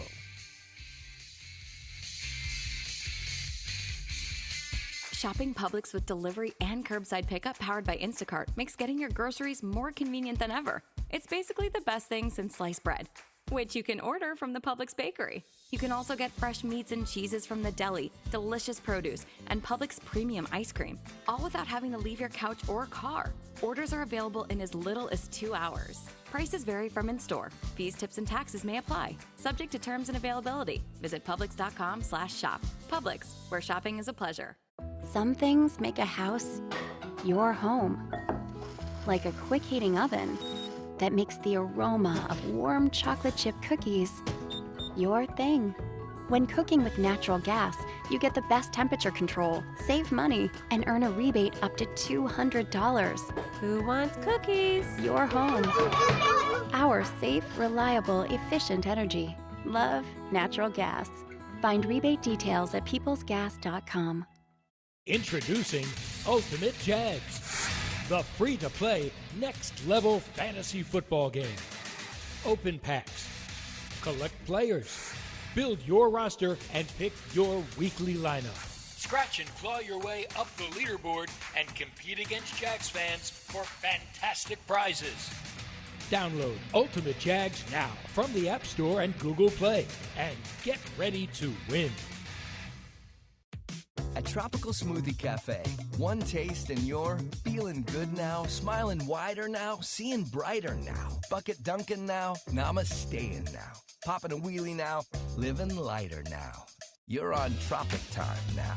And on Mondays, try our Jaguars Duval Delight Smoothies for $2.99. And you're roaring louder now, end zone dancing now, sipping spirit now. You're on Tropic Time now at Tropical Smoothie Cafe. At Vystar Credit Union, you inspire us to deliver on our promise, to do good for our members and our communities. That's why we offer more banking options, like better rates and no hidden fees. We also give back, donating several $1 million to hundreds of nonprofits each year. Better financial lives, stronger communities. Vystar Credit Union. Do good. Bank better. Visit vystarcu.org/join. Insured by NCUA. Hey Jaguars fans, are you ready to talk some trash? Well, nobody talks trash quite like Waste Pro, the official waste service and recycling partner of the Jacksonville Jaguars. Specializing in residential and commercial solid waste and recycling collection, processing, and disposal, Waste Pro is equipped to handle all your recycling and garbage removal needs. For service, call 904-731-7288. Waste Pro, caring for communities and caring for Jacksonville.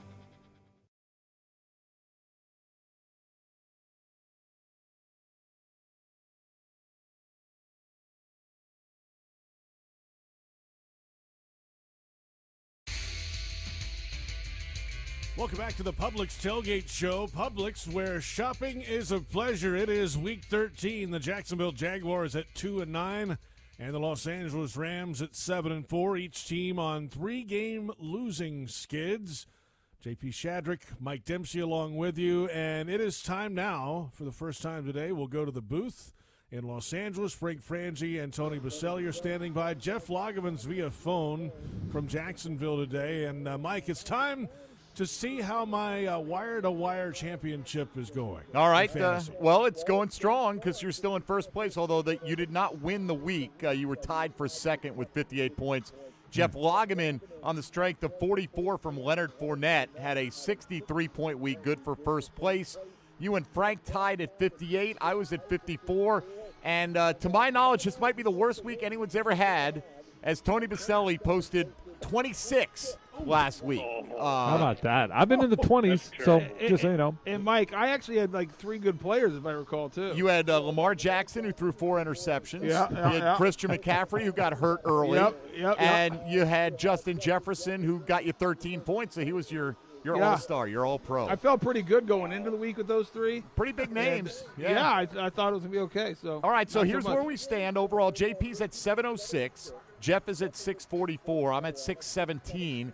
Frank has moved up in front of Tony into fourth place at 545, and Tony at 542. I'm going to catch him right here. The battle for the basement. Cellar. Yeah. Is going on. So here's the draft order today. Tony goes first. I'll go second because Frank went ahead of JP last week and they tied. JP will get the 3rd pick.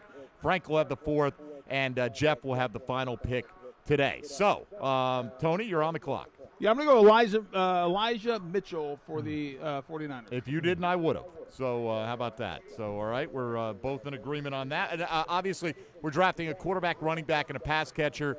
And the trick is you can only use guys you haven't used before this season, and we're limited to guys whose games have not kicked off. I'm going to go with Javonte Williams for the Denver Broncos tonight with Melvin Gordon out. So, JP, you're up. Give me Antonio Gibson. All right. And my running back list, it's going right down the numbers right here. Let's see. Frank, you're up. Well, that was my top 3, so those are gone, so I might as well go to another position. What the heck? Give me Derek Carr. All right, Derek Carr it is. That leaves Jeff with back-to-back picks. I will take Devonta Freeman. Okay. And Taylor Heineke. Freeman and Heineke, quite the combo there. All right, back to you, Frank. Need a running back or a wide receiver or a tight How about end? Terry McLaurin, I think I'll take. All right, McLaurin it is. Put him in the right line. JP?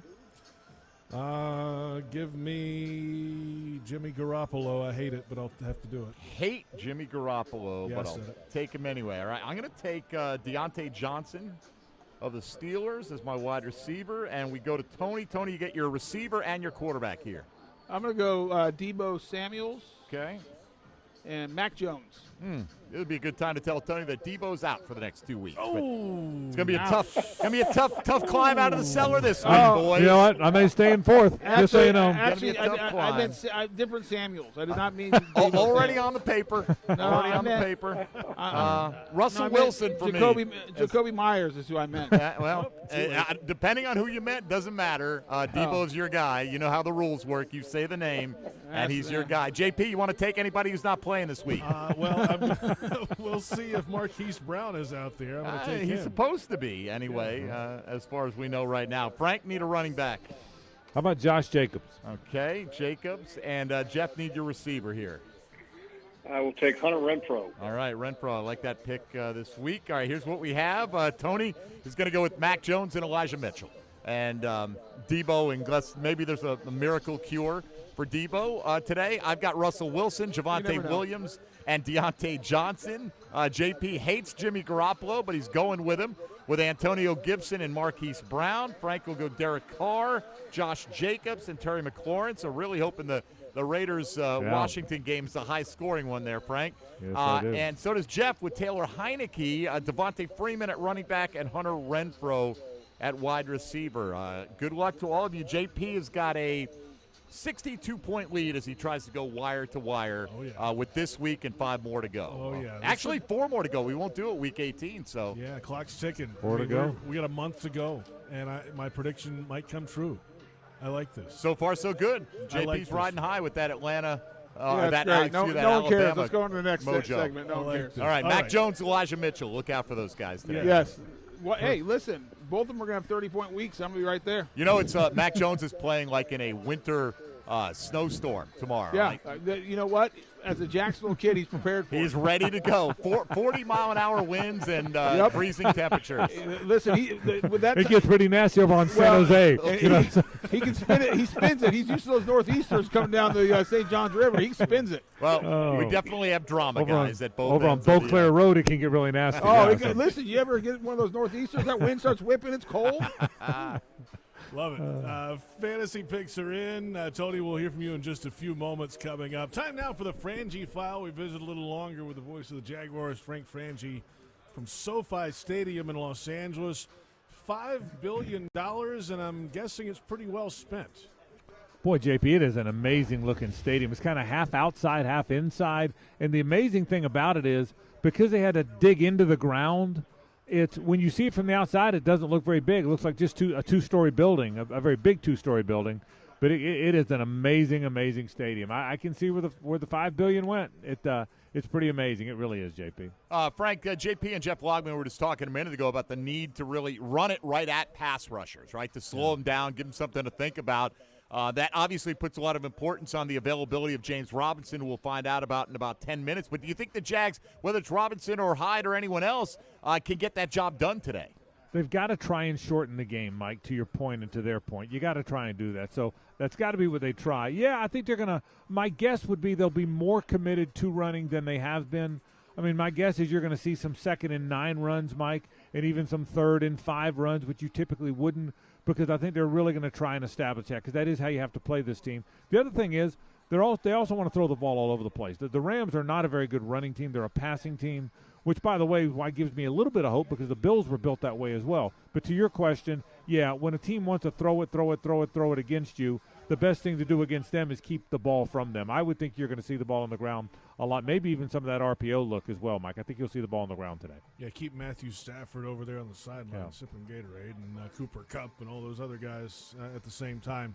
All this RPO stuff, read option, tempo, those have been kind of the two different things that have been in the talking points, it feels like, this week from the coaching staff and Trevor Lawrence and all that. And Urban even said it this week, Frank, that, that combined feels more like what he wants his offense to be.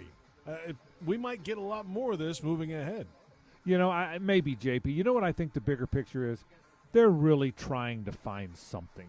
We're 11 games in now, man, and they haven't found anything yet that can help their offensive rhythm. They can't get into a rhythm. I think they've tried everything. They've tried the jet sweeps and the wide receiver screens with Jamal Agnew when he was healthy and LaVisca. They tried the RPOs with Trevor last week and played a little faster. I just think and maybe that's, to your point, JP, maybe that's the one that will take. But I think the big picture is they're desperately trying to find something to get this offense going. Unlike the defense, which looks like it's found a little something, the offense hasn't yet. So I think I don't want to say grasping at straws. That's not fair. But I think they're trying to go through the whole Rolodex of possibilities here. And I think the RPO and a little bit of tempo is the latest one. Frank, how about this for a possibility if you're Darrell Bevell? Try to capitalize on what you would assume would be Jalen Ramsey's aggressiveness today and throw a few wide receiver double moves on the outside.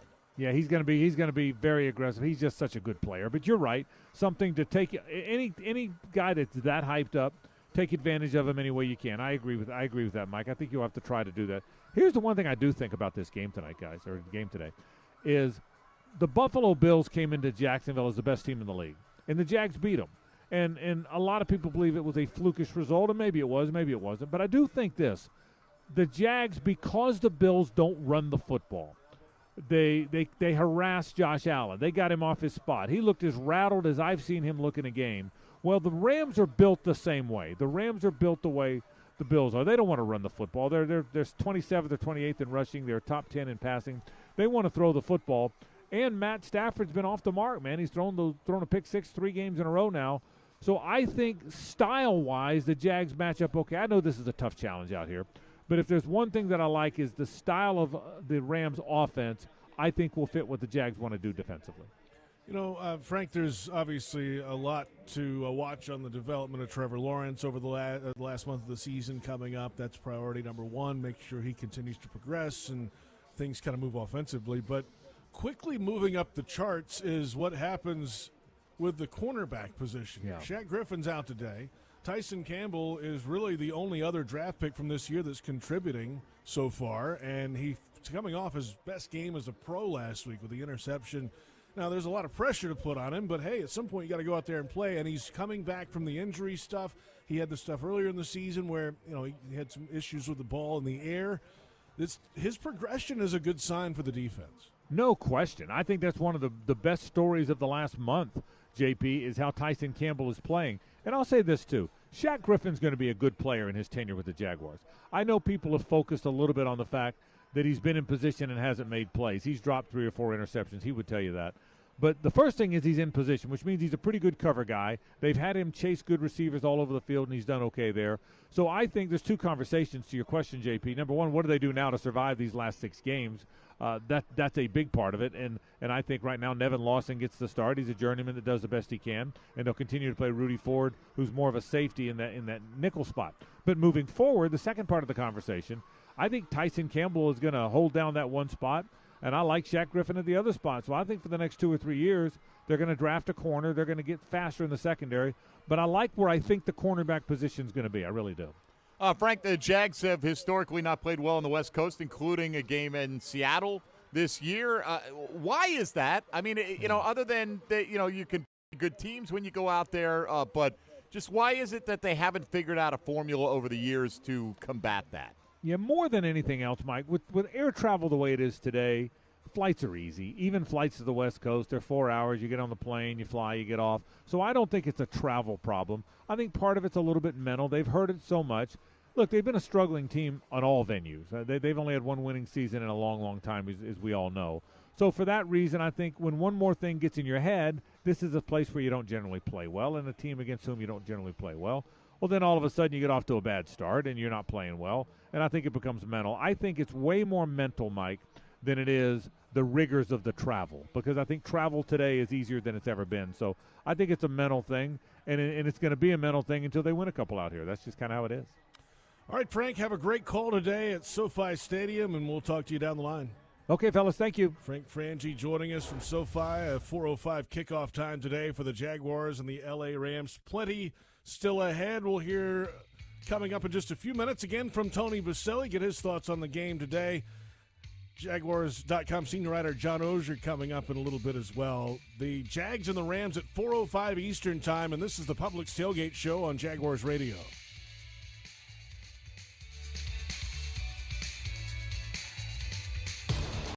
Great teams leave it all on the field. But with the powerful towing and payload that Ford F-150 delivers, you can take it all with you, too. No wonder Ford F-Series is America's best-selling truck 44 years straight. The 2021 Ford F-150, built for greatness. Visit your local Ford dealer or buyfordnow.com. Based on 1977 to 2020 calendar year total sales. Touchdown at Jaguars away games when you fly nonstop from Jacksonville International Airport. Join the Jaguars at Houston, Cincinnati, Indianapolis, and Los Angeles. Taunt the other teams in Nashville, New York, and Boston. When you fly nonstop from Duval, on-airport parking will punt the stress from your travel itinerary. Garage facilities offer defensive coverage from the weather and a 50-yard dash from the terminal. And economy lots are now open at just $6 a day. To learn more about nonstop flights and on-airport parking, visit flyjax.com. It's time for sunshine and summer showers, so it's more important than ever to make sure you call Crystal Clean for all your waterproofing needs. Waterproofing can extend the life of your building by keeping water outside where it belongs. And that Florida sun can beat up your business's paint job. Crystal Clean's painting services can bring your building back to life. From waterproofing to painting, schedule Crystal Clean today. Call 904-220-3337 or go to crystalclean.com. You don't have to worry when it's crystal clean. This season, Make Pepsi your go-to game day drink because it's the only drink for football watching. Just look for 20-ounce Pepsi products in the cooler door at your local Gate convenience store and see how you could win an exclusive VIP experience at the Jacksonville Zoo and an opportunity to eat lunch with a Jaguars player. Eat with a big cat.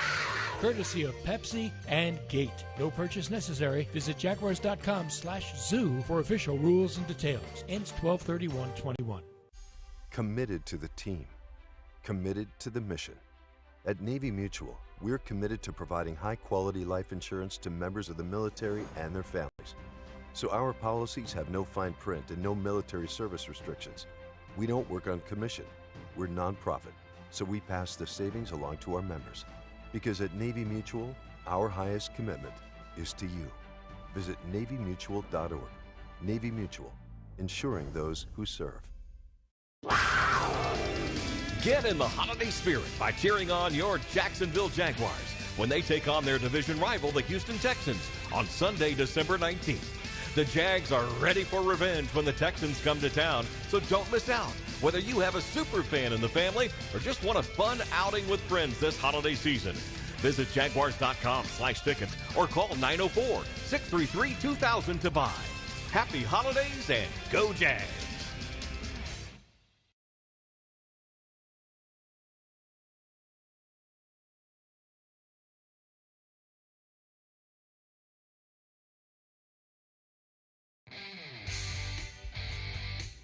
Welcome back. The Publix Tailgate Show continues. JP Shadrick with Mike Dempsey. Ahead of Week 13, the Jaguars and the LA Rams coming up at 4:05 at SoFi Stadium in Los Angeles, California. Battle of teams riding 3-game losing skids. Let's head back to the broadcast booth at SoFi Stadium. Tony Baselli with us now for a little deeper dive, if you will, into the Jaguars and the Rams. And you're all alone in the booth today, Tony. What's up? Well, I am, and unfortunately our good friend and colleague, and my good friend and old teammate Jeff Logman was not able to make it because of some close contact tracing, and he's good and healthy and fine, which we're happy, but just following all the protocols that we need to follow with the NFL and doing the right thing. So unfortunately he won't be here, and he will be missed because we have a lot of fun in the booth together. Yeah, he hasn't. Last time he hasn't called a game was 2002 when he wasn't even on the crew yet. I mean, he started in 2003 calling Jaguar games on the radio, and we heard him earlier saying how different that is, of course. Well, this is a challenge for the Jaguars today, obviously. Well, most weeks are challenges for the Jaguars. I was going to say, that's nothing new, really, JP. But this team in Los Angeles is filled with superstars. They've dropped 3 in a row. They're up against it. It's a bigger challenge than most today. Well, it is. I mean, you would hope that a team like the Rams would be coming into this game with a 3-game winning streak and kind of looking down the road to, a Arizona Cardinal matchup that they have next week, which is the division game. They lost to the Cardinals earlier and kind of hopefully look past the Jaguars, one of those trap games, but it's just the opposite, as you said, JP. And I think a lot of it is because I think the Rams have significant issues about how they are structured as a team. And you mentioned all the superstars that they have. And it almost feels like a little bit that Sean McVay is putting together a fantasy football roster. I mean, big names, trade for Von Miller, 2 second and third rounder, paying $9 million of his salary of the guarantees from the Broncos. You go get Odell Beckham. Obviously, you have Jalen Ramsey and Aaron Donald, 2 of the best at their position. But if you look across the roster, and then let's not forget Matthew Stafford, they have some weaknesses, and I think it really starts with that offensive line. This is a team that is not very physical, and they have struggled with teams that have punched them in the mouth, teams that have gotten after them at the line of scrimmage. And I think that is the one recipe. If the Jacksonville Jaguars can do what they did against Buffalo, and we've been talking a lot about that this week, but that was a game where they were really physical, and they got after them. And we were hoping that they'd do it last week again against the Atlanta Falcons, who don't have a great offensive line. They did not. I think that is going to be one of the keys of this game, is can that front four beat up that Rams offensive line and make them one-dimensional, get into a drop-back passing game, because if you do that, Matthew Stafford's been prone to turn it over lately. Yeah, Tony, you're right. He's had pick sixes in 3 consecutive games, and 2 of those games, it was right off the bat that really put the Rams behind. The Jags have to be opportunistic today. They just haven't found a way to create turnovers all season. Today, it seems like without getting at least 2, maybe 3 of them, I find a hard formula to come up with for the Jags to win this game. No, Mike, you're right. I mean, they have to hope that Matthew Stafford throws a 4th straight pick 6 in this game, and he struggled the second half of the year. You know, that first 8 games, they were 7-1, and he had only 4 giveaways in those 8 games. In the last 3 that all are losses, he's given it away 6 times, a couple fumbles in there as well. And so he is struggling. And if you watch the tape against Green Bay, he was not super accurate either, even missing some guys that were open. Opportunities were there and just could not take advantage of them. And I really do think, guys, going back to the offensive line, I don't think they're set up for a drop-back passing game just because of how they're struggling. Andrew Whitworth was a good player at one time, but he playing left tackle. Josh Allen has to get after him. He doesn't move well. He can't bend his knees. I'm looking for that to be a big matchup, and hopefully Josh Allen can take advantage of that, get in the backfield, disrupt Matthew Stafford, get him off his timing, and see if you can get your hands on a couple balls. One final defensive thought with you here, Tony, and it's the UF Health Finding Solutions. Visit ufhealthjacks.org/game plan. Well, Shaq Griffin is out today.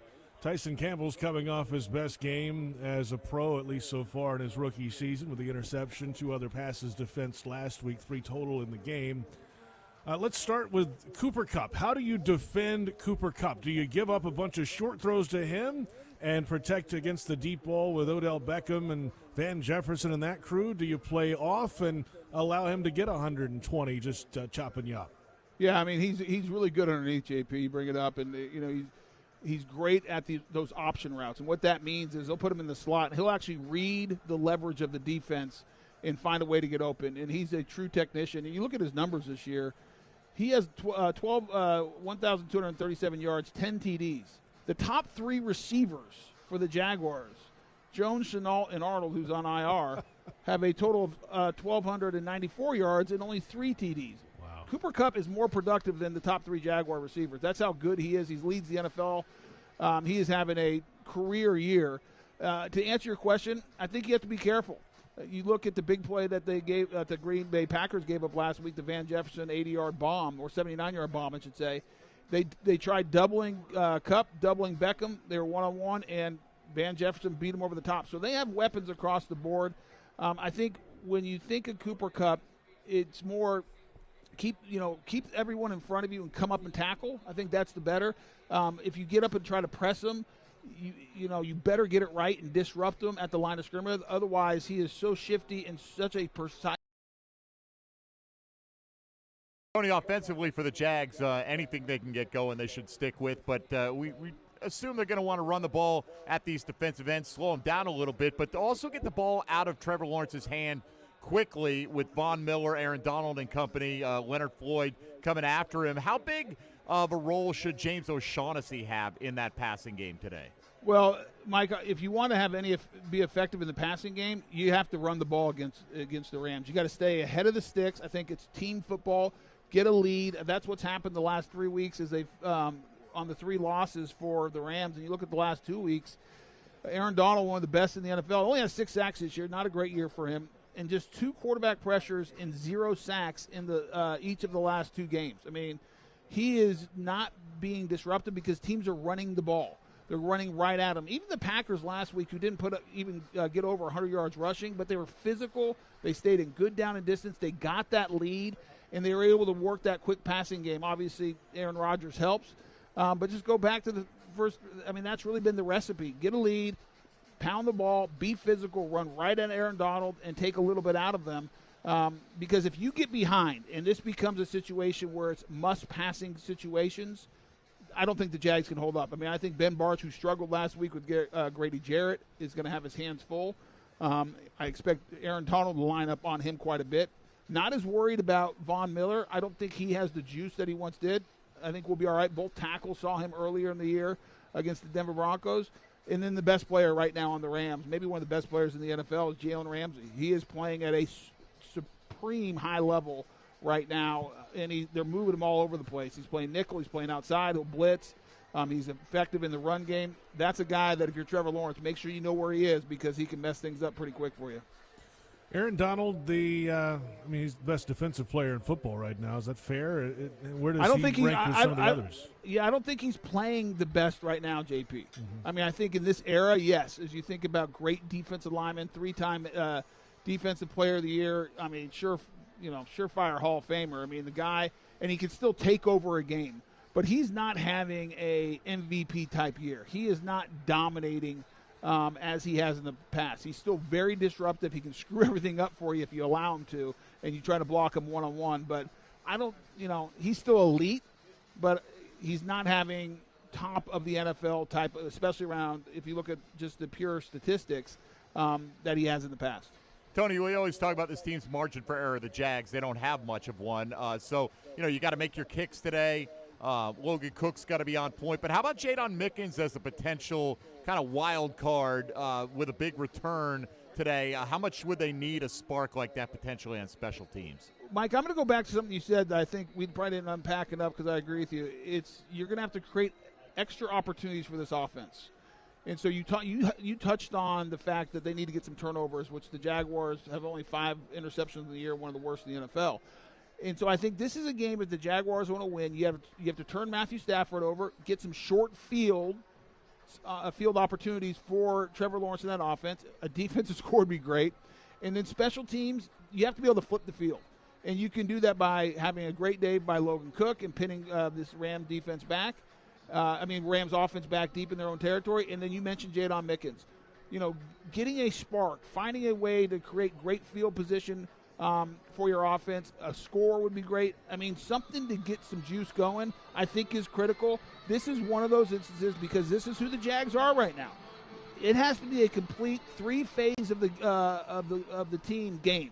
All 3 phases have to play at a high level, and they have to really carry their weight. And I think the special teams and the defense have to carry more weight because I just don't expect there's nothing that I've seen as of late that gives me any real hope or allows me to put much faith in the offense to be able to score points.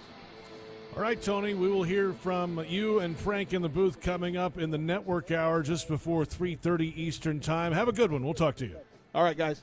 Tony Baselli from SoFi Stadium in Los Angeles joining us, getting ready for the game broadcast today. We'll return in just a moment with a visit with the Ozone. Jaguars.com senior writer John Oehser will join us.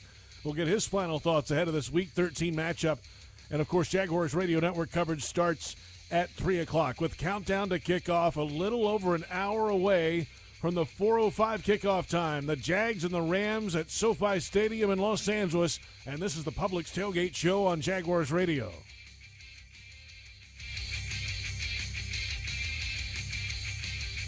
Shopping Publix with delivery and curbside pickup powered by Instacart makes getting your groceries more convenient than ever. It's basically the best thing since sliced bread, which you can order from the Publix bakery. You can also get fresh meats and cheeses from the deli, delicious produce, and Publix premium ice cream, all without having to leave your couch or car. Orders are available in as little as 2 hours. Prices vary from in-store. Fees, tips, and taxes may apply. Subject to terms and availability. Visit Publix.com/shop. Publix, where shopping is a pleasure.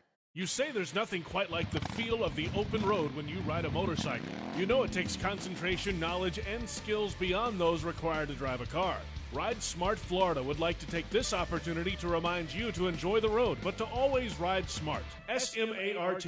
Say no to drinking and riding. Make yourself more visible to motorists. Always wear your helmet. Ride in control. Train regularly and get endorsed. Visit RideSmartFlorida.com for more details. Do you ride smart? This message is provided by the Florida Department of Transportation. At Vystar Credit Union, you inspire us to deliver on our promise, to do good for our members and our communities. That's why we offer more banking options, like better rates and no hidden fees.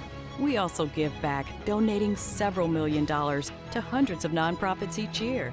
Better financial lives, stronger communities. Vystar Credit Union. Do good. Bank better. Visit vystarcu.org/join. Insured by NCUA. Are you a Jags and a pet fanatic? Then enter for a chance to win your very own customized jersey and answer game day trivia live on the TIAA Bank Field video boards at an upcoming Jaguars home game and our Pet Fanatic of the Game sweepstakes presented by Pet Paradise. To enter, scan the QR code on the Sky Patio or go to jaguars.com/fanatic. Terms and conditions apply. No purchase necessary. Void where prohibited. Must be 18 or older and a legal resident of Florida or Georgia. Hi, I'm Tito Beverage, founder and master distiller at Tito's Handmade Vodka. In 1997, we became the first micro distillery in the state of Texas, and we're still making the same smooth stuff after all these years. We're still cooking in a pot still, working with our dogs by our sides, having fun and tasting batches, and I'm still wearing the same hat, even after all these years. Head over to Tito'sVodka.com to learn more about what else we're doing the same. Cheers. 80 proof Tito's Handmade Vodka, distilled and bottled in Austin, Texas. Tito'sVodka.com. We paid how much for those lessons? Shh, she's doing great. Oh, yeah, totally. Can you pass me a Pepsi Zero Sugar? Great job, honey! Oh, look at that. That's not the end. No way. Now it's time for the encore. You know what? You're right. 5 times? Not enough times. For everyone who traded in rock concerts for their kids' recitals, you've compromised enough. Pepsi Zero Sugar. That's what I like.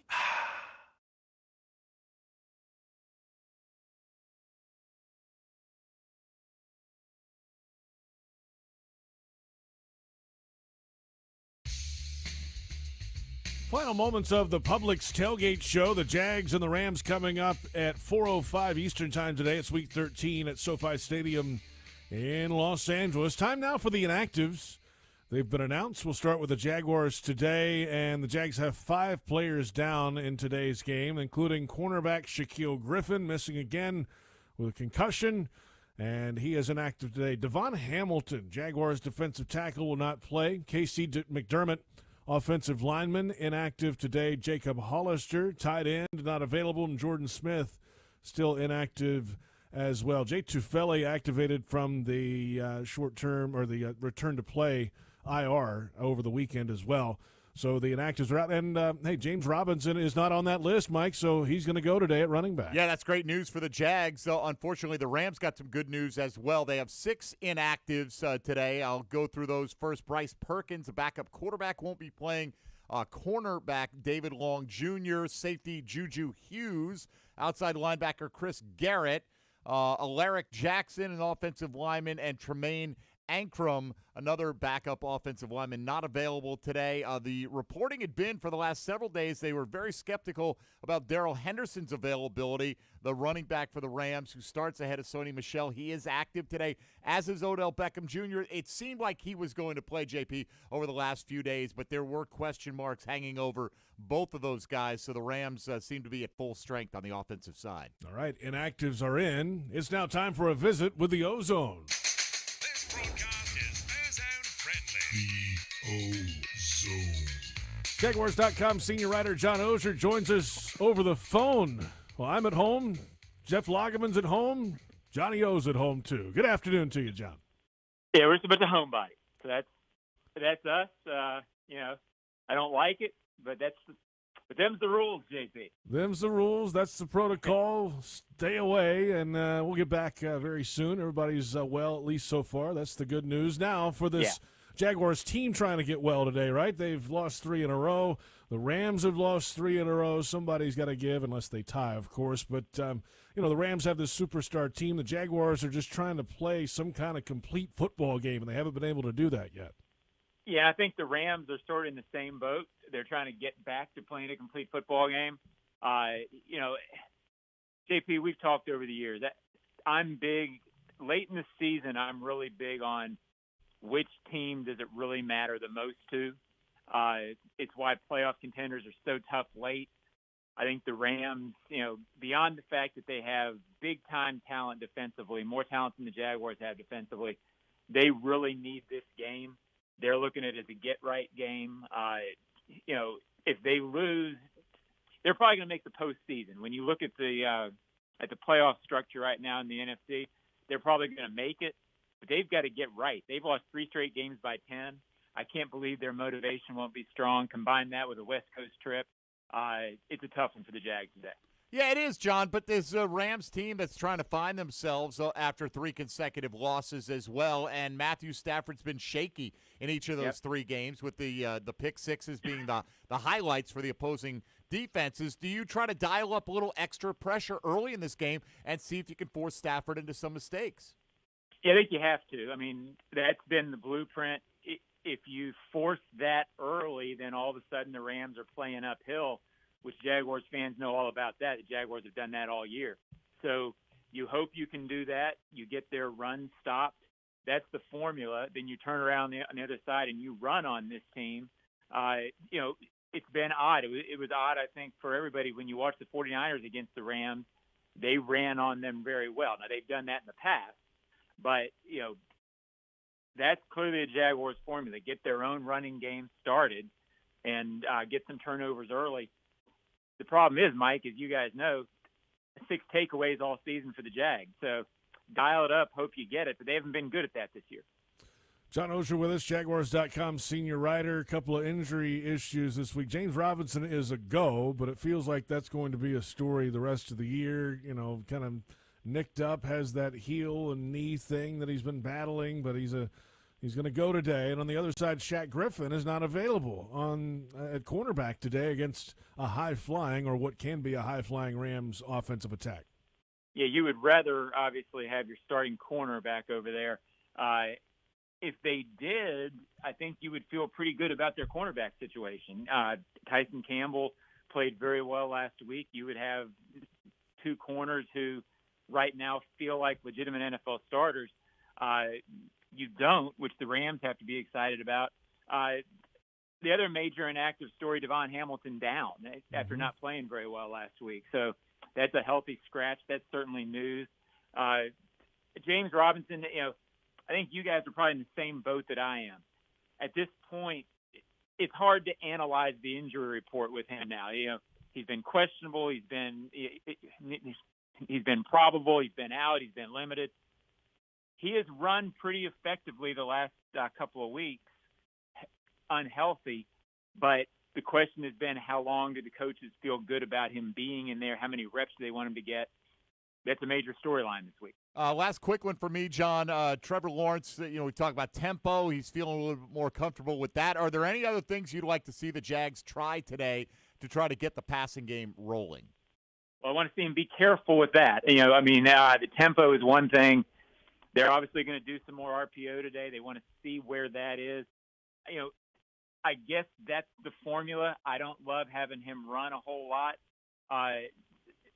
Beyond that, I'm not sure what to suggest. With the receivers not very good downfield right now, I think you've got to try what they're going to try. Just keep the kids safe. For me, and for nobody else. I think all of Jacksonville would agree with you on that one for sure, John. Have a great day today, and we'll talk to you down the line, Johnny. Guys, thanks a bunch. Appreciate it. John Oehser, Jaguars.com senior writer, joining us ahead of Week 13. We'll return with Jaguars Radio Network coverage. Countdown to kickoff.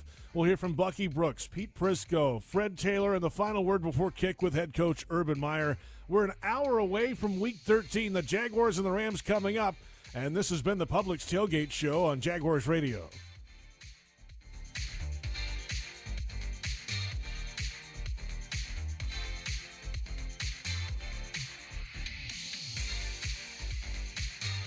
You've been putting back a few, and a few becomes a few too many.